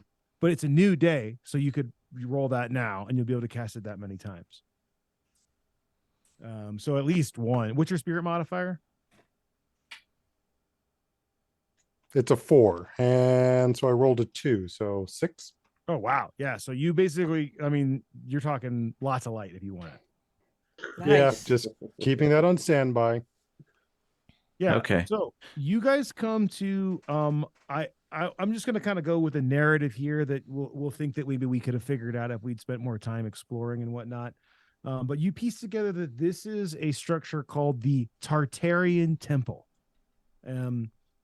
Here, I'll give you some more narrative description of it. Ink-stained stone blocks stacked by unfathomable hands, culminating in a monolithic green stone spire covered in the unknowable inscription. Here, the great old ones are summoned by the wretched through sordid sacrificial ceremonies. So you hear echoing from inside this giant pyramid. I mean, this thing is huge, hundreds and hundreds of feet tall. There is an opening, and then there is a large stone tablet doors that one of them has been busted open, and this light is kind of shooting out. And if you kind of peek in, you can see, you don't see any figures, but you see seaweed hangs from just every surface. Oh God. What would you guys like to do? So are we seeing anything life? Any life here? We're seeing Inside the temple, no, you do not see any. I mean, the seaweed is probably alive. It's not, but you don't see any, sentient creatures moving around. At least from your peer, you're just peering into the entrance at the moment. Okay. All right. So I will sort of like cautiously step in, holding the torch high above my Okay. head. Yeah, you stick your torch and you lean in, make your way through. You are now in the antechamber. It's dark, except for your torchlight, and briny. In the middle of the room is this is a vast antechamber. Yeah. There is a green stone statue in the chamber center that's obscured by seaweed. You can see from a few jutting pieces that it is a statue of some kind, but you can't really tell its form because it's covered in seaweed. Opposite where you are, behind the statue, is an immense wall covered with coral. Then Dope. either side of the coral are two altars carved of stone. The one on the right is empty, and the one on the left has a variety of different seashells scattered across it. Then there is a closed passageway to the right and an open passageway to the left from which you hear chanting coming. I'm going to Okay. constantly be looking around for any movement as we walk through here. Okay, and what do you think? Like, is there like a marching order here? Do you think you're in the front, in the back? I on would sides? say because of Mockingbird's size, and like I know she's powerful, I would still like come up behind her, like as the tank, so to speak. Okay, you're like the tank behind the light source, yeah. Yeah. Yeah. What was the surface of this chamber? Was it like stone floor or? Yeah, it's stone. It's like stone, green in tint. The walls are very much this kind of like like kind of New Zealand jade, not like Asian jade. That really dark black green stone kind of thing. I will probably put Mr. Horns like off of my shoulders and let him slither around. He kind of knows how to like follow us, and that way I'm less obstructed if I need to take a shot. Okay, he returns very shortly. Mr. Horns returns with a glass jar in his mouth. Oh. And inside the glass jar is a pickled herring. Okay. Does and it then look he like a slithers normal back pickled herring? It does. It looks like a pickled herring in a glass jar. So what? We've discovered a Jewish deli in the middle of an eldritch Jewish deli. Yeah, he comes back later, and he's got an everything bagel around his neck. I just love that the snake is playing fetch at this point. That's amazing. Good job, Mr. Horns. Good job. I'm glad to know that Cats is opening franchises. It seems odd enough to Gunpowder that she probably would just like show the captain and mutilator it just in case this has some meaning that she's not familiar with. Okay. She's kind of hungry, but if it's some sort of special herring, she doesn't want to, take it at the moment. Bucho wants to Are know you what opening color the the jar? herring is. What? Did you Are say, you- am I opening the jar? Yes. Not until the captain looks at it. Oh, okay. I've gotten myself in this trouble. I only have one good eye right now. I'm not losing the other. Mm-hmm. Okay, I want to say that Mockingbird, as she as we become aware of the chanting, and we've got the snake bringing us weird shit back, is starting to take defensive action. At first it's rather disturbing to the rest of you. You hear her chanting, whispering under her breath in something that sounds inhuman and not English, but is definitely a language, and it's sort of like gives you a little bit of a chill. But what she's doing is like looking for the dead spirits. And there seems to be a lot of death lingering around here, and a lot of ghosts and spirits to choose from.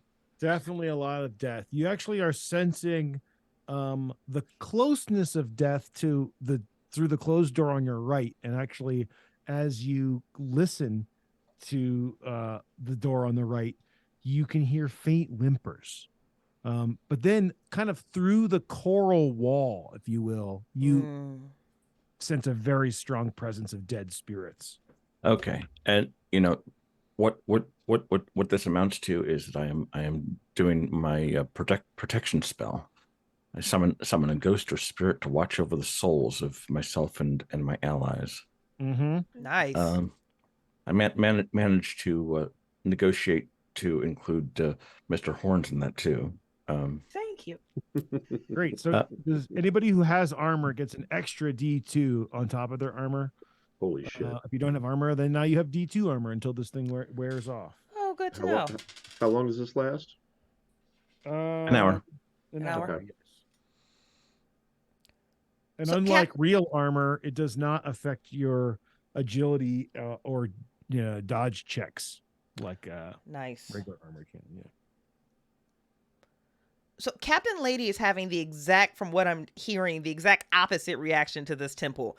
Everything from the Psalms of the sunken texts or the ink-stained stones, this is Christmas morning for her. Actually, this is Christmas Eve, and she's being allowed to open up her presents early. So, while we're being all apprehensive about, the seaweed, she's, swimming around in it and spinning it around, and, she's hugging walls, and she's trying to pick up on the cadence of that chant. She is in Disney World right now. At some point, she's going to look at her brother, and she's like, if I stay here, you can be the captain. So Lady is just basically the biggest goth girl in the Caribbean, huh? She's a worshiper of the deep one, the dark one. She's, listen, this one happy girl right now. This is the first time you've ever seen Lady happy. Look at that.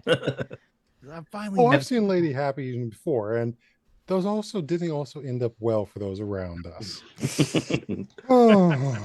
And Gunpowder's not picking up on. I mean, she sees that her captain's happy, which is awesome, but she has no spirituality. She has a negative. She does not pick up on these tones, and she's just still standing here like, do either of you want to look at this herring in a jar before I open it? And I'll look at it. Okay. Mutilator, you realize that the color of the herring is red. You gave me a red herring. I love you. Considering what we've seen with the water around here, I would not eat this under any circumstances. Red sails, red waters, bad algae blooms. I'd stay away from that one.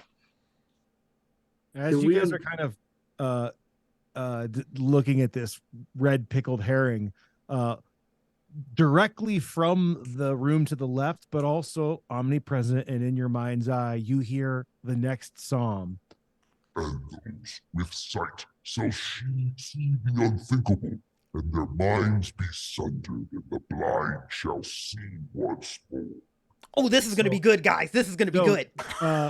Gunpowder, all of a sudden you realize that you can actually see, your eye has healed or returned, or you can't really tell, but you no longer need your eye patch, and you can now see. I probably actually reach out and grab whichever one of you is closest, because it's probably a moment of double vision. Oh my god, this has been a while. Do I have is this eye back, guys? Did my eye regrow? And my skeletal hand grabs your shoulder and sort of looks at you as yeah, and then holds up my skeletal hand. Is okay, how many fingers am I holding up? Follow the fingers. Follow the fingers. Mutilator, you can see that her eye looks like it's made of a small jellyfish. Wait, what? Yeah. I think you spent a little too much time in the water. It's fully functioning, but you can make sure they're always kissing them in the dark night. And the chanting kind of continues on, not omnipresent, just from that room to the left. You hear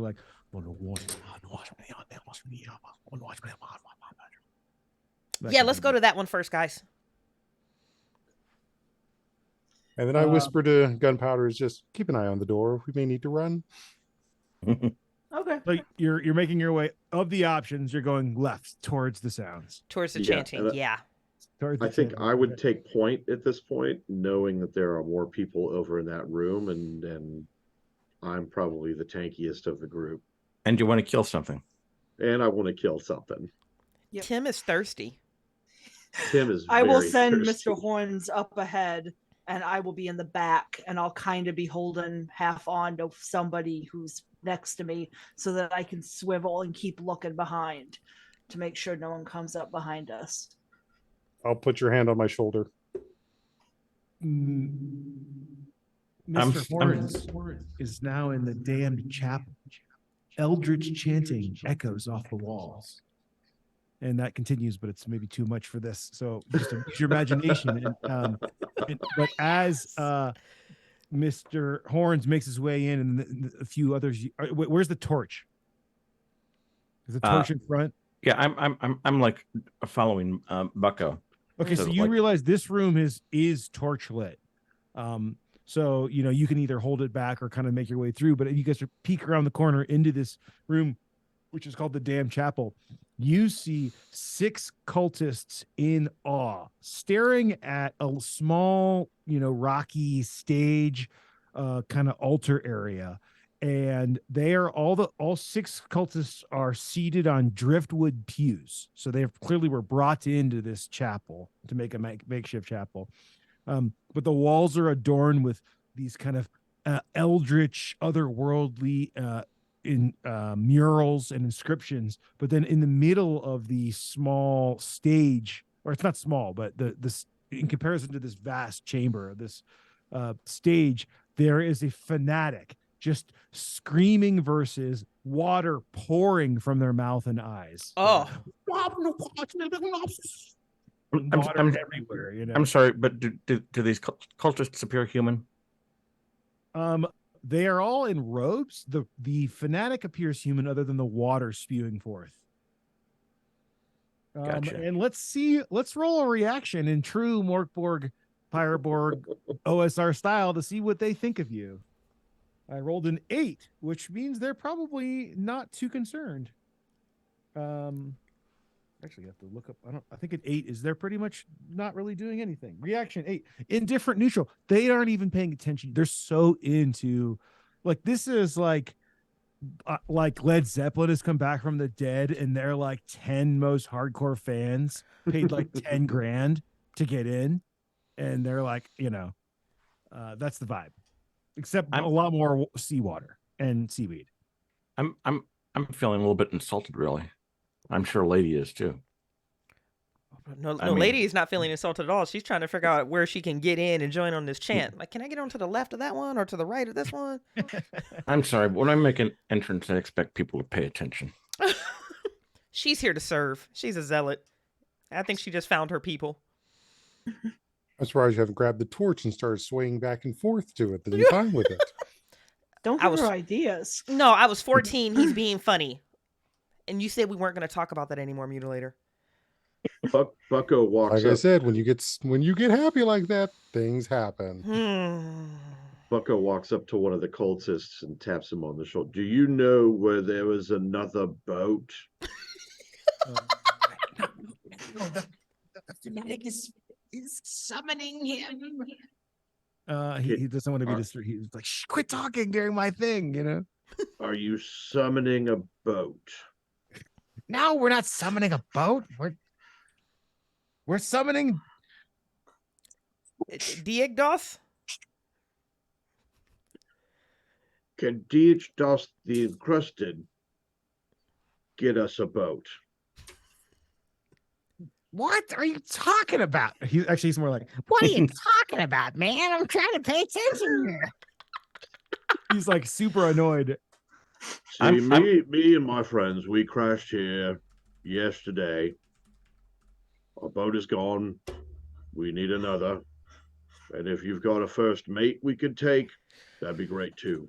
That'd be great.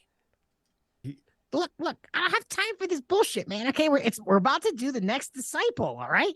And with that, they, two cultists kind of barge past you guys with what looks to be like a sacrificial victim between them. Yeah, and this person is like, they have a blindfold and they look very weak and frail, and they don't look like a cultist at all.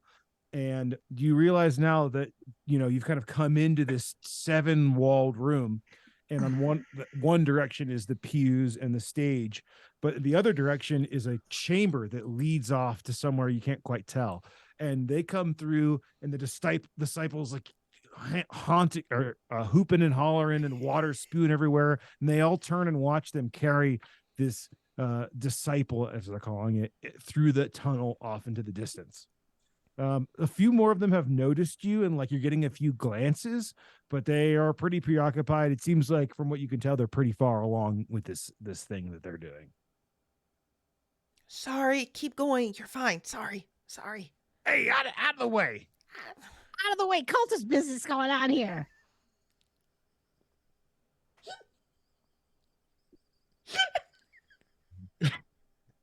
Look, we're trying to get the next sacrifice done, all right? I got a real serious Spaceballs vibe there for a second, and I'm not mad about it.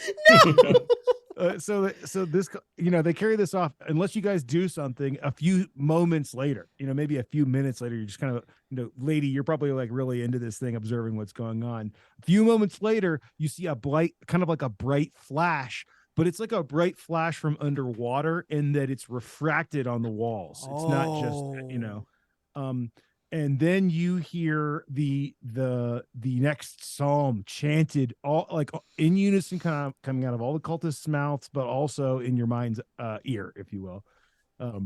The drowned shall rise from the depths to serve their new masters. And you don't really know if that had any actually mechanical effects, so to speak. All you know is that the drowned have now risen, which probably is good or bad depending on how you sit on these kinds of things. Good for the drowned. Good for the drowned. Yeah. Yeah, but I'm actually sort of like getting a little bit pissed off at all this religion stuff getting in the way of our boat. Okay. And I'm sure that Bucko can relate. So I think that he and I should just like grab the nearest cultist. And I like it. Define grab. I'm just going to like whip my arm around from behind, like clutch him, her, or them, and turn him around to face Bucko and go, Hey, tell us where get your hands off me. Tell us where we can find a boat, or I let That's our new first mate. or I let Bucko do what he does to fish. The cultists do not like that you've grabbed this guy, and it looks like you have a few moments before things turn south. I jump in front. Hey, this is Bob number 2. You all go back to your thing. My name's not Bob, it's Ezekiel. It's Bob number now. 2. You don't get to Bob choose. 2. Come on, Bob 2. Bob 2, the first mate. Oh, welcome to the crew, Bob. What do you want? We need a boat. The mutilator is just standing off to the side, slowly counting down. I don't have a boat, man. We're all gonna be boats soon. Look, and as he says that, the water starts kind of like slowly rising. It's like up to your pinky toes now. Mm-hmm. Bob Ezekiel. I want to give a shout out to Hexeter. He's one of my patrons. He said we should call him Bob Ezekiel. He's been making some funny jabs. Hexeter's chat game, he's been zinging all night. He's always on point. Yeah. I've been single-handedly cracking up with him all damn night. I also want to give a shout out to Scott. Scott is he's my highest. He comments on every Instagram post, and it makes my whole team like loves it. So what's up, Scott? Okay, so you grab this guy, you want a boat, the water's rising, the other guys are turning and look at you. I'd say the action's probably to Bucko. Call the shots on this thing. What's gonna happen? I'm gonna throw this man over my shoulder And yeah, I'm gonna start walking out with him. Are you walking out the way you came?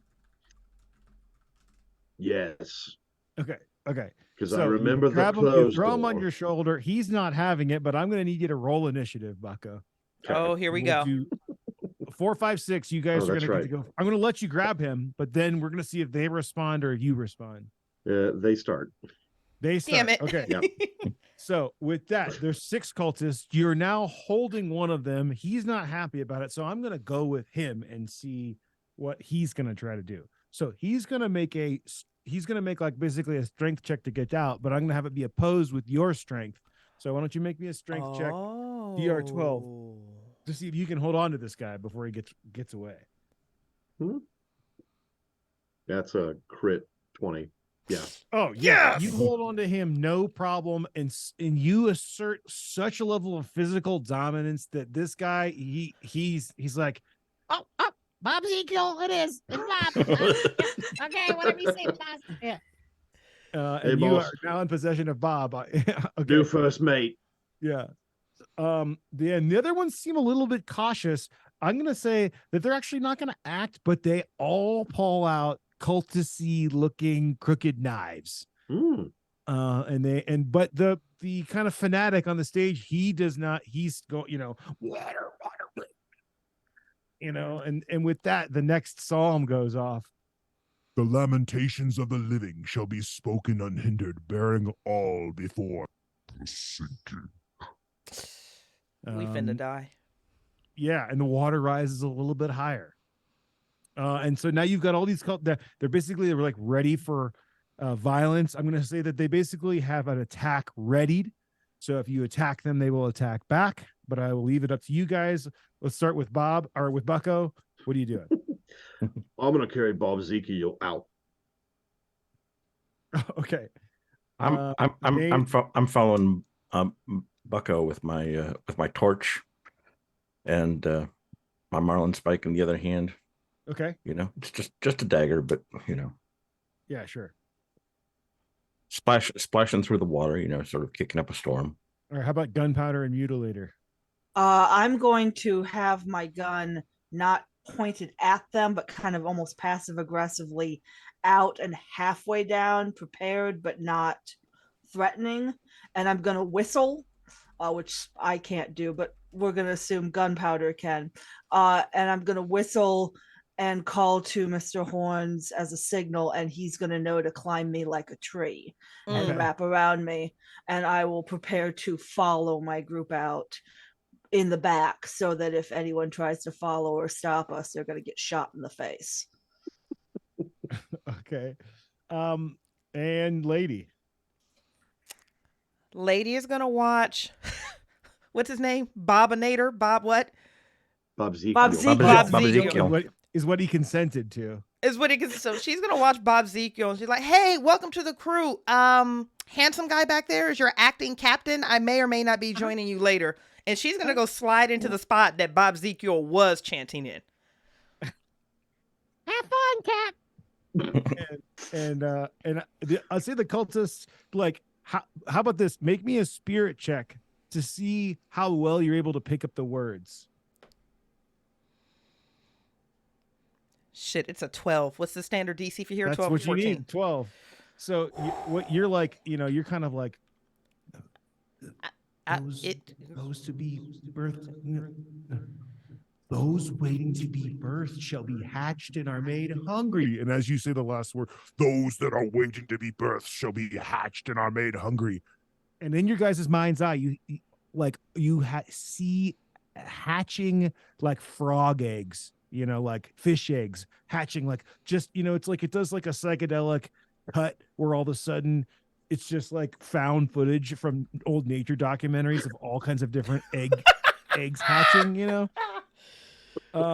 and with that, the cultists from before bring back through another sacrificial victim, and they walk by Bucko and they go, hey, Isn't that Ezekiel?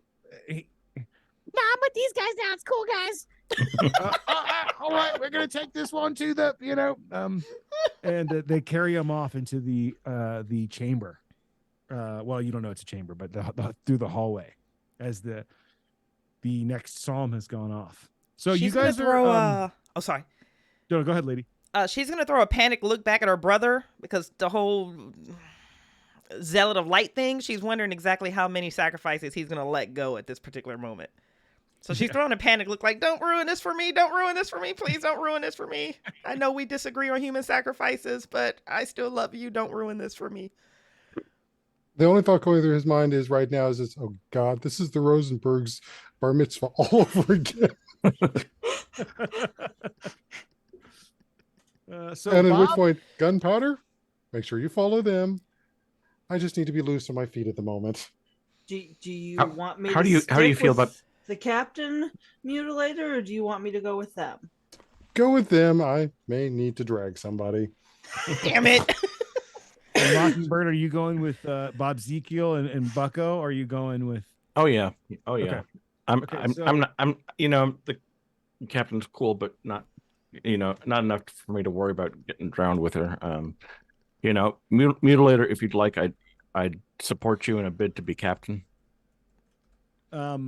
So Bob Ezekiel is warming up to you guys. He's like, Wait, so pirate crew. I mean, like, I'm used to like the cult thing. I was like, is there like benefits? Like, what do you guys like? You guys like, wait, you guys like split the plunder? Wait, if you lose an arm, you like get paid. Oh man, you guys, this is like socialized medicine. Like, I can't believe I was hanging out with those stupid wretched cultists this whole time, man. I'm pirates like for me, man. and he's like, this is all while he's on the back of your, shoulder. You guys like have a whole like HR conversation. And he's like, Benefits are pretty good. HR's all right. Yeah, well, you know what, man? I'm not really supposed to tell you this, but they're not gonna need it anymore because they're gonna be underwater like a few minutes. But like, we got like a little like a ship's boat tied up like not too far away. You have a boat. Yeah, I know. I know who you were before, man. You didn't tell me about the like cool pirates life. Like that's like my vibe now, man. I knew he was the one to take as It was a good call. our first mate. Now, Okay, And I'm just Ezekiel, gonna you show us the boat, and we will promise you'll get a part of the plunder, and you can feed Mr. Horn some rats, and he will help protect you. And apparently, if you lose eyes, you can grow them back if you come here. So I'm like gunpowder, less rats, more moving. Let's get to the boat.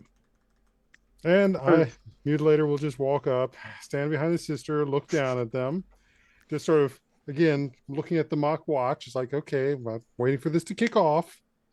Yeah, so you guys have effectively split the party, and the Bob Ezekiel guys, you guys are making your way out, and it's like, pretty much end of the disaster movie, world is ending, all those tropes all rolled into one. The next few psalms unroll while you guys are making your way out. Statues are falling over, cliffs are crumbling. What you see all kinds of like glowing, eggy creatures. You see hordes of like almost Bucko, your machete starts glowing, and you see these like undead creatures covered in seaweed that you could only assume are the drowned, kind of making their way.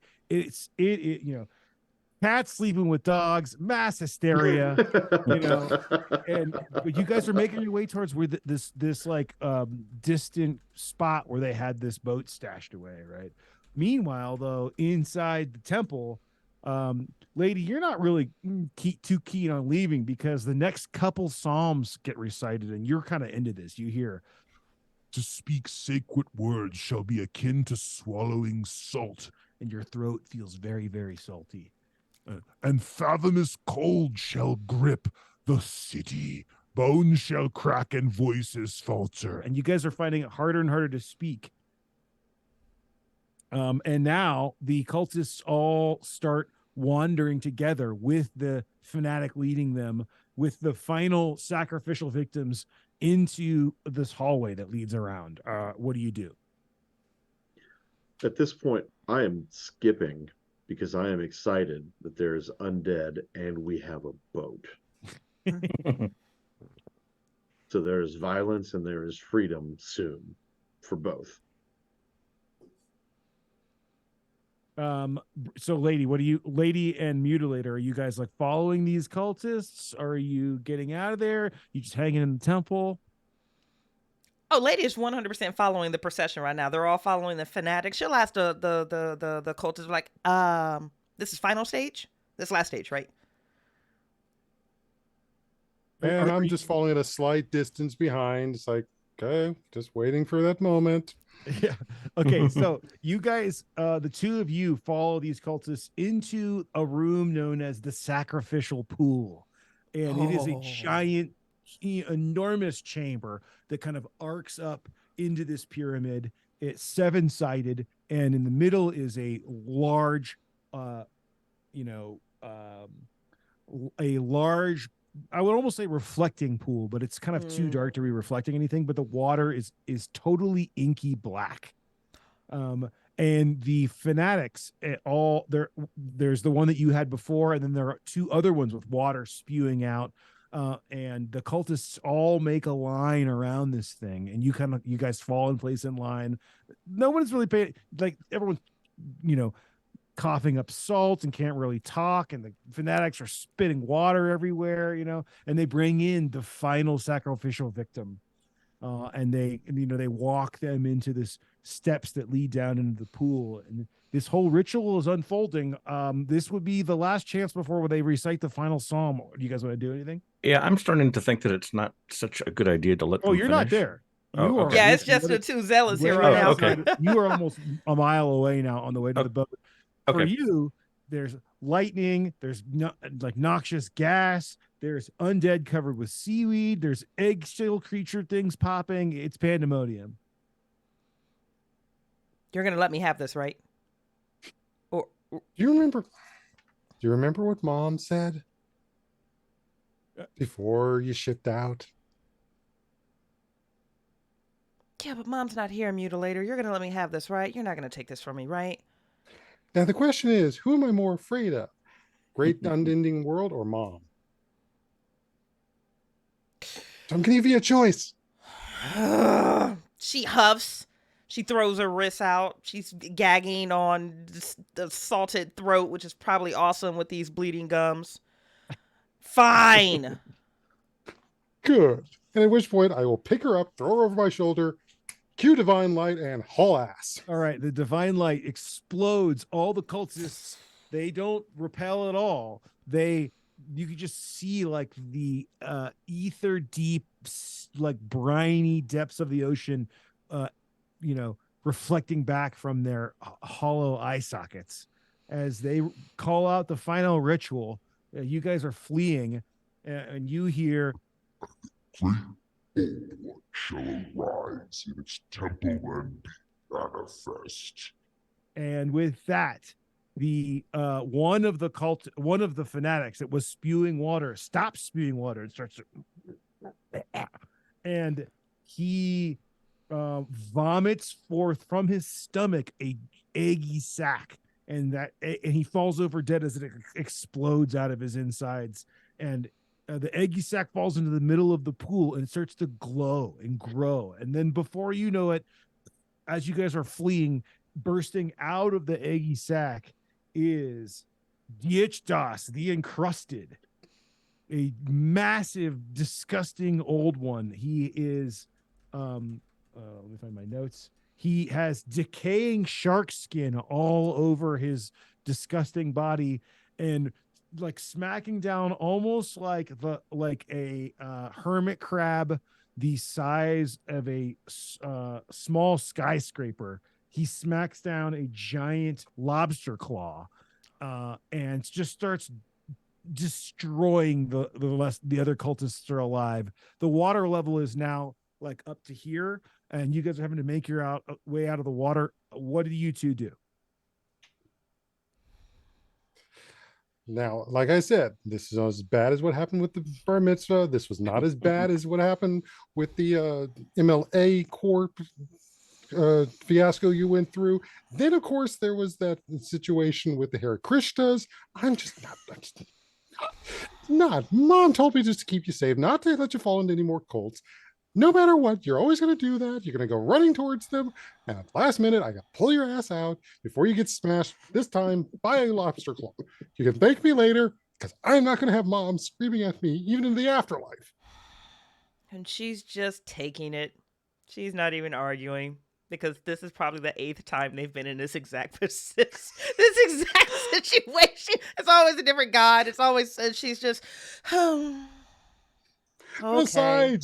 Besides, you know you want to actually deal with the one that you're connected with. I know.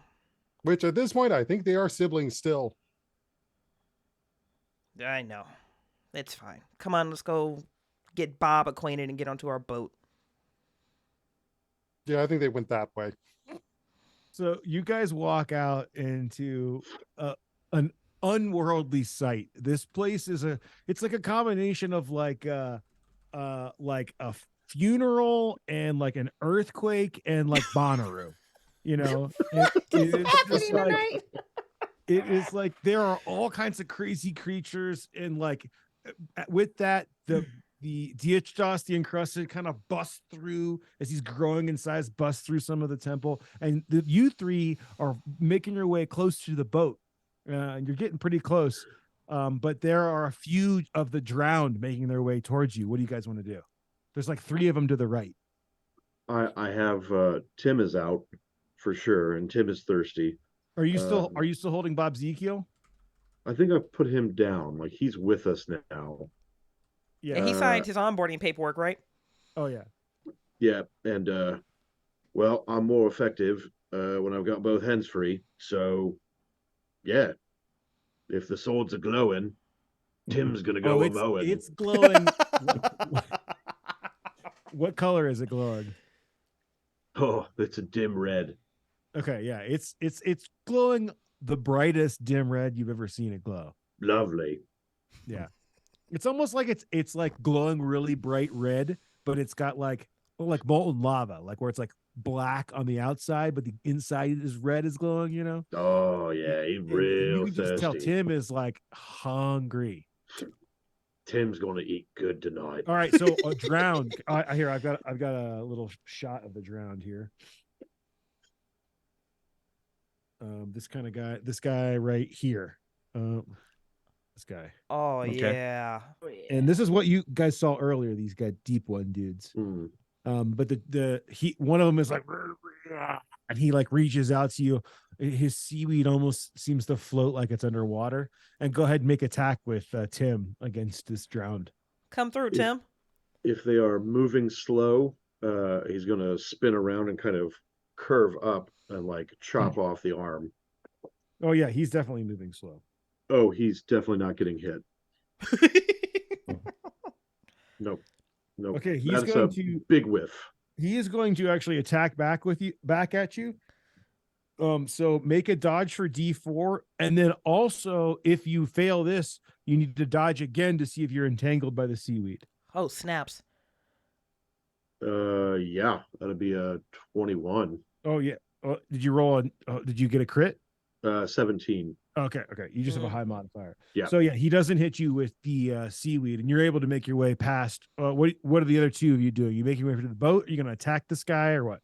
I will shoot one of them if there's multiple coming at us. I will. Do you want to shoot one of the ones in the back or the one that was just attack Bucko? Am I at an angle where I can shoot the one attacking Bucko without him being in the way? Any of the 3, yeah. Then I'll shoot the one that's attacking Bucko. And I will do that. And so that's a presence test plus it's a D20 plus your presence modifier. Yep.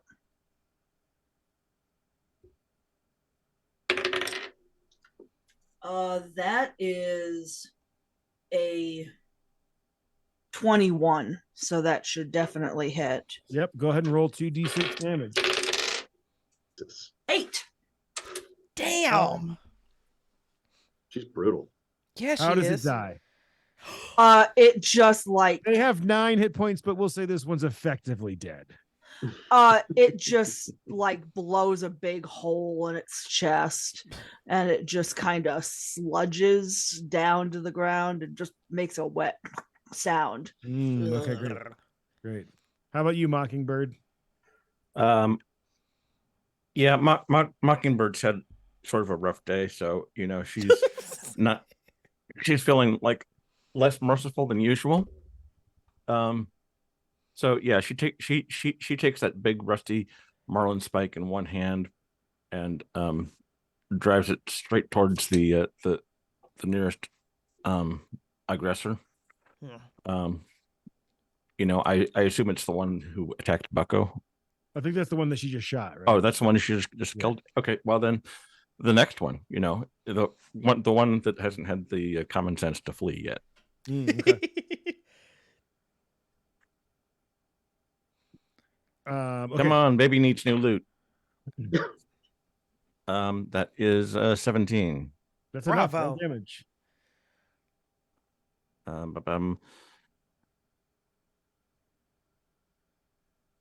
Have I mentioned how much I hate rolling d4s? But I did get a 4. Oh yeah, so it's not dead, but it's definitely pretty messed up. Okay, so that's so that thing just like plunges in through its ribs and like makes an ugly ugly mess of its side. So I think what you do, you stab into its ribs, but your marlin spike gets stuck on something, and when you pull it back, you've got like something metal hanging around the marlin spike, and it looks like this is actually a drowned mariner. And you now have a impossible mechanism for calculating distance between stars. Very nice find for visiting the lovely city of Cathagan. Okay. Yeah. All right. So I've got something I don't know how to use, but it looks cool, and it's a dope souvenir. Yep. Okay. I bet I could figure it out. They are both going to attack back. I'm going to attack Mockingbird and Bucko. They're both coming at you for 4 damage each. So make agility tests or else take 4 damage.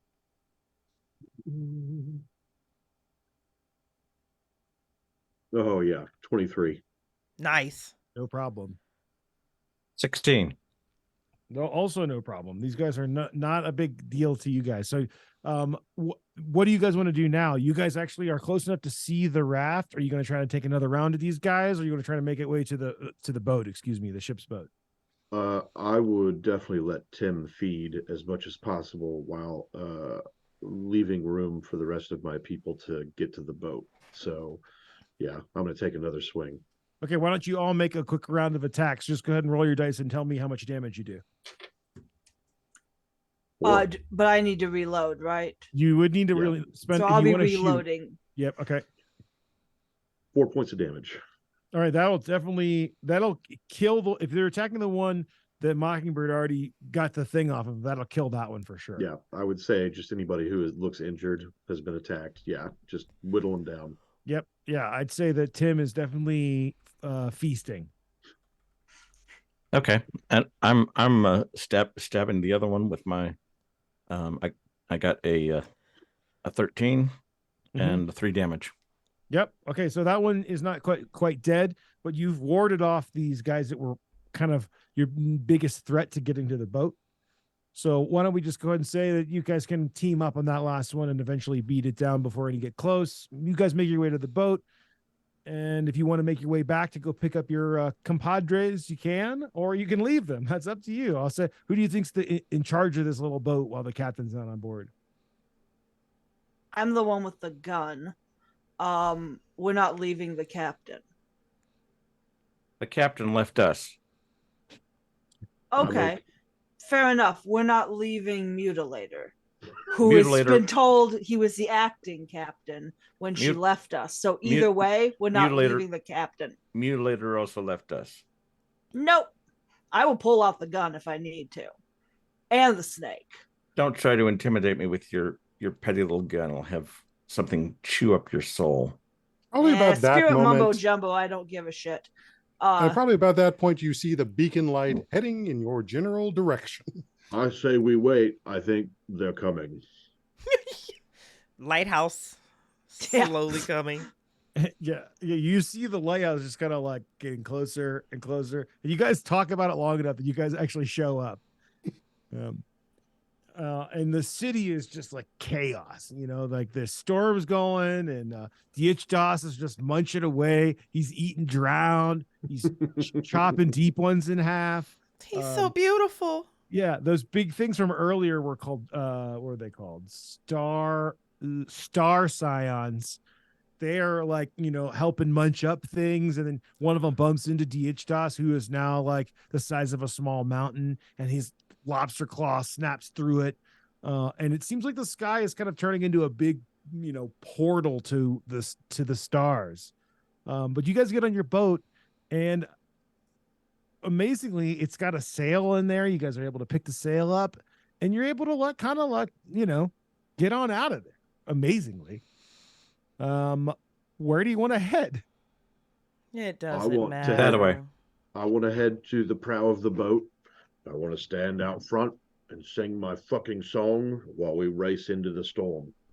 So I think it's like you guys just go right back to what you were doing before. Being Mutilator, you're like, rowing the oars. Mockingbird, did you carry that oar with you the whole time? Yep.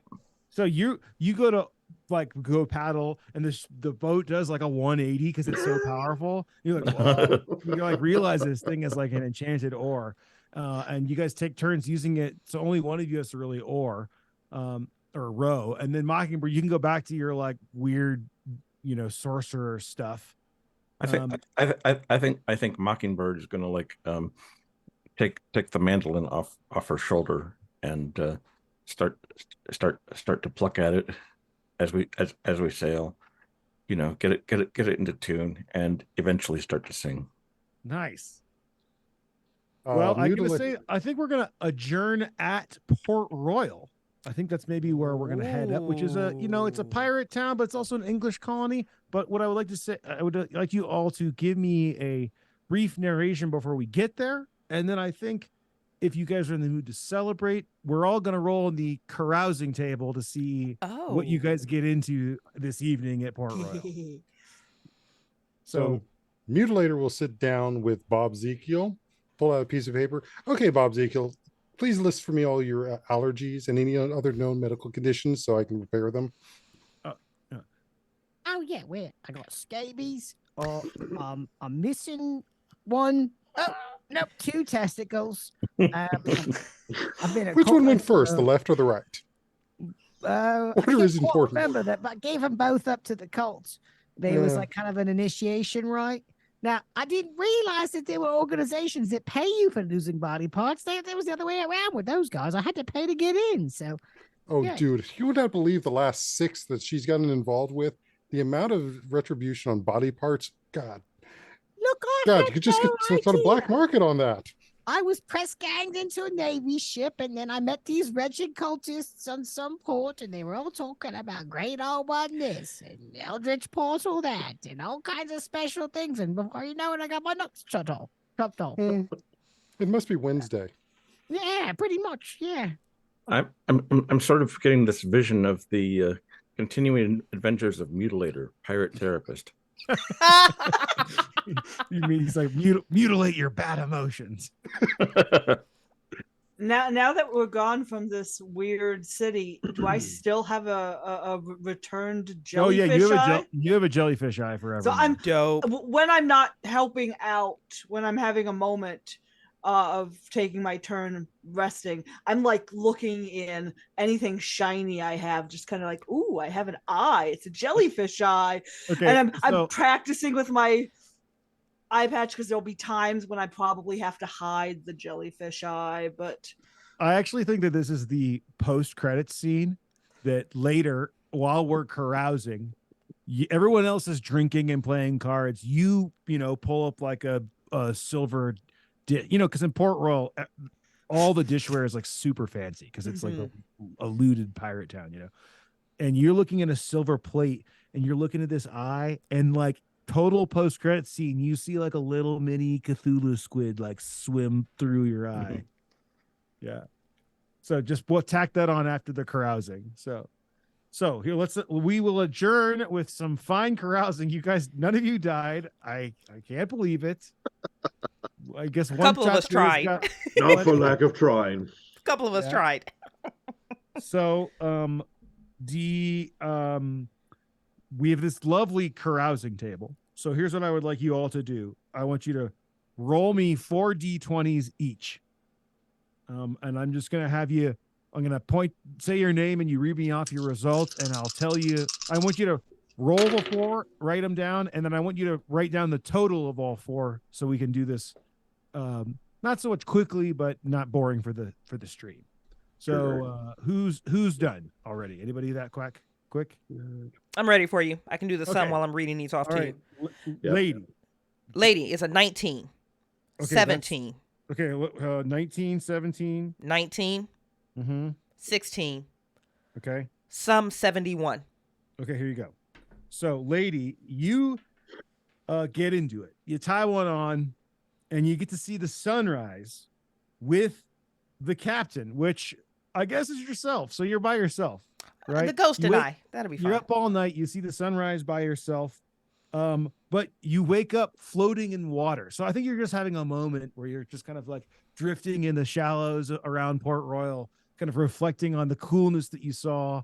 You're glad you got out of there alive, but you're also a little somber that you didn't get to participate in the completion of the ritual, though you realize it would have resulted in you drowning.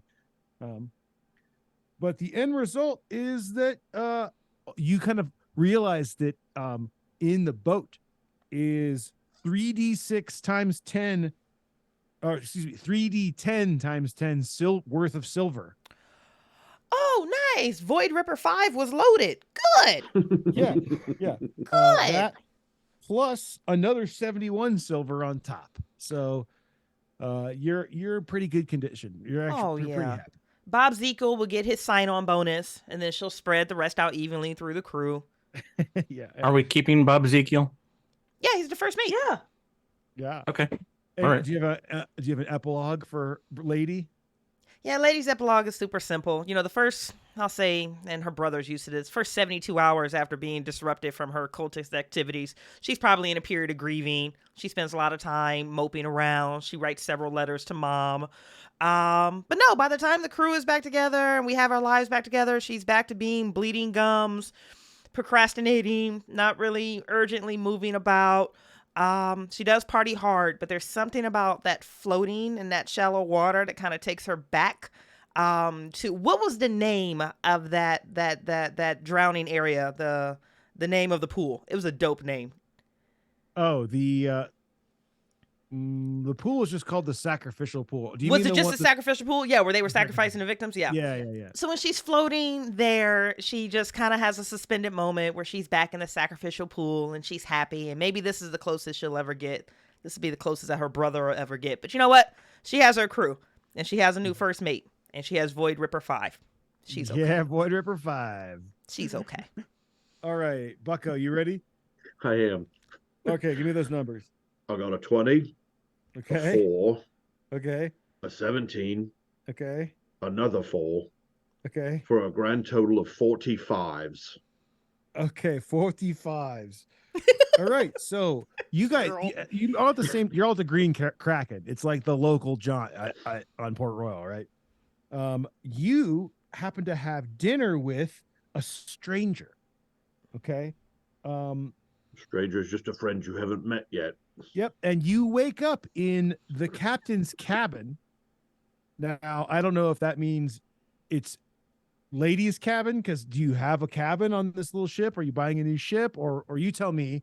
I'm going to tell you the plot lines. You can tell me what happens, and the end result is you are now terrible. -1 to all your stats. Whatever you got into last night was no good. In addition, it's cost you 45 silver. If you don't have that much silver, you're now in debt.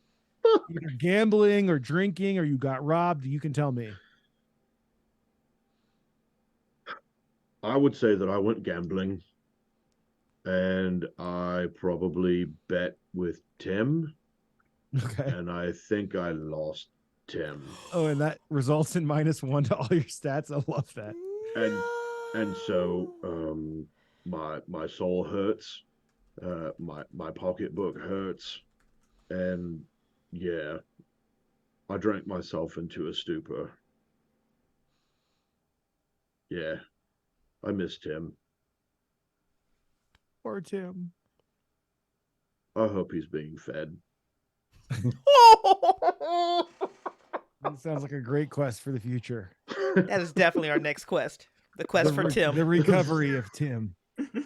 A real friend wouldn't have bet Tim in the first place. How he was drunk. He was drunk, yeah. That's true. Okay, so Mutilator. So I have 12, Okay. 17, Okay. 2, Okay. 20 for a total of 51. Okay, so 12. You spent the night with the captain. And you wake up tied to a spit over a fire. It's a busy night in the captain's quarters. Yo, it's been going down. What the hell is going on with this crew? You guys spent, I like this entry because spent the night with could be multiple different things. Right. So you guys really got into it. She ended up reflecting in the morning. You woke up in a spit over a fire, but you realize that you are now filthy rich. You have 1,000 silver to your name if you can get out of this spit over the fire situation. Actually, 1,051 silver to be exact. Oh. Ooh. Okay. Well, time for the lighthouse maneuver. Help! Yeah, who do you think has you in a spit over the fire? A survivor from the other ship. One that was back on the island. Oh, They Black managed to Vengeance? the Black Vengeance. Yeah, you run into one of the guys and he's like, Wait, I think I know you. Are you? Oh, Cathagin, we got. Oh, hey, boys, pull him off the spit. We're not going to eat him. We've been to the worst place in the world. Look, come here, buddy. Hey. and you realize that you've got this bag of silver like hidden in your jacket. Probably it was probably also on the what's it called? The Void Ripper 5. Void Ripper 5, yeah. Yeah. So, boys, here we're also going to be needing a new ship, new bosun, a new cook. How are you at cooking? We got a ship. Oh, Yeah. my sister will be happy. Well, I didn't say you could have it. Let's see what the other roles result in. Okay.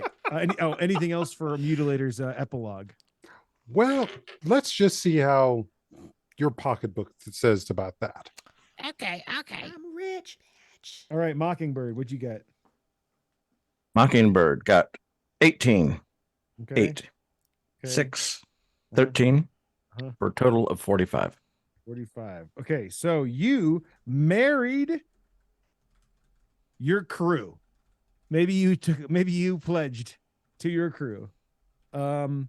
What? It All of makes them? sense. It all makes sense why we're in the same room now. Yes. It's- All makes sense. We have you total wake up- clarity. You wake up deep in the jungle and you are in pain from a new tattoo. It cost you 45 silver.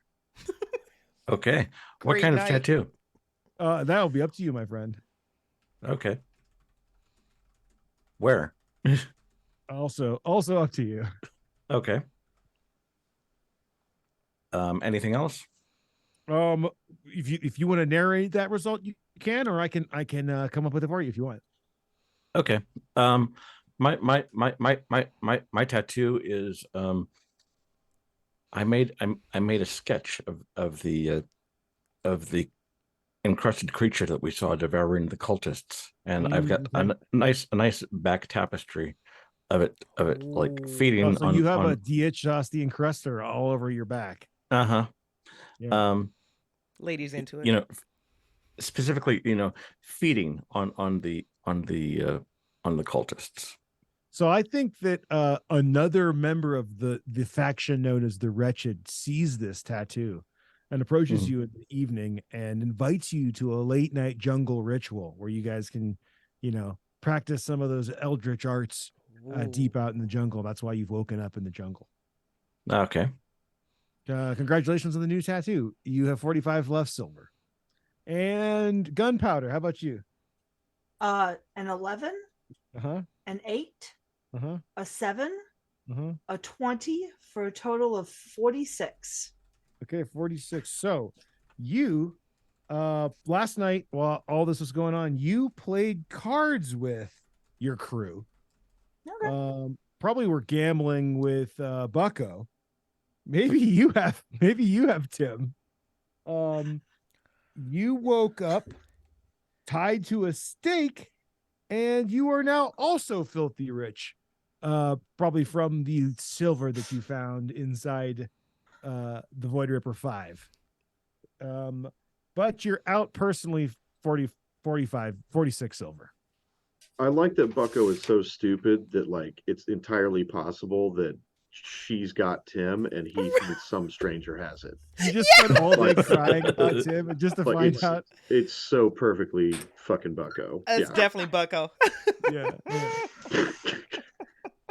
Well, I would like to say that I definitely have Tim. That's why I am down 46 silver. I did not win it, sadly, but I reached out to the person who actually did win it. I bought it from him. I probably threatened him and made him sell it to me, which is why his goons jumped me later and tied me to a stake. But they were stupid. They didn't take Tim, and I'm going to cut myself free. But I'm going to make Bucko kind of earn it. I'm going to mess with him for a couple days. But eventually I will give him Tim back. I love that. All right. Well, congratulations. You guys survived Pirate Borg, the sinking of Cathagan. The crew of the Void Ripper 5 is pretty rich now. You guys can probably afford a ship. You have at least 200 to 2,000 silver to your name. Oh, and we forgot. I have the little octopus in my eye. Oh, that's the post-credit scene. Yes. Okay. Yeah. Yes. With the Cthulhu squid. Yeah, Cthulhu, little squid boy running around in the old jellyfish eye, you know. This was dope, Luke. Thank you. Oh my God, that was a lot of fun. Absolutely amazing. Oh. This is an adventure that I designed with JVC Perry. He's an amazing writer. He wrote this campaign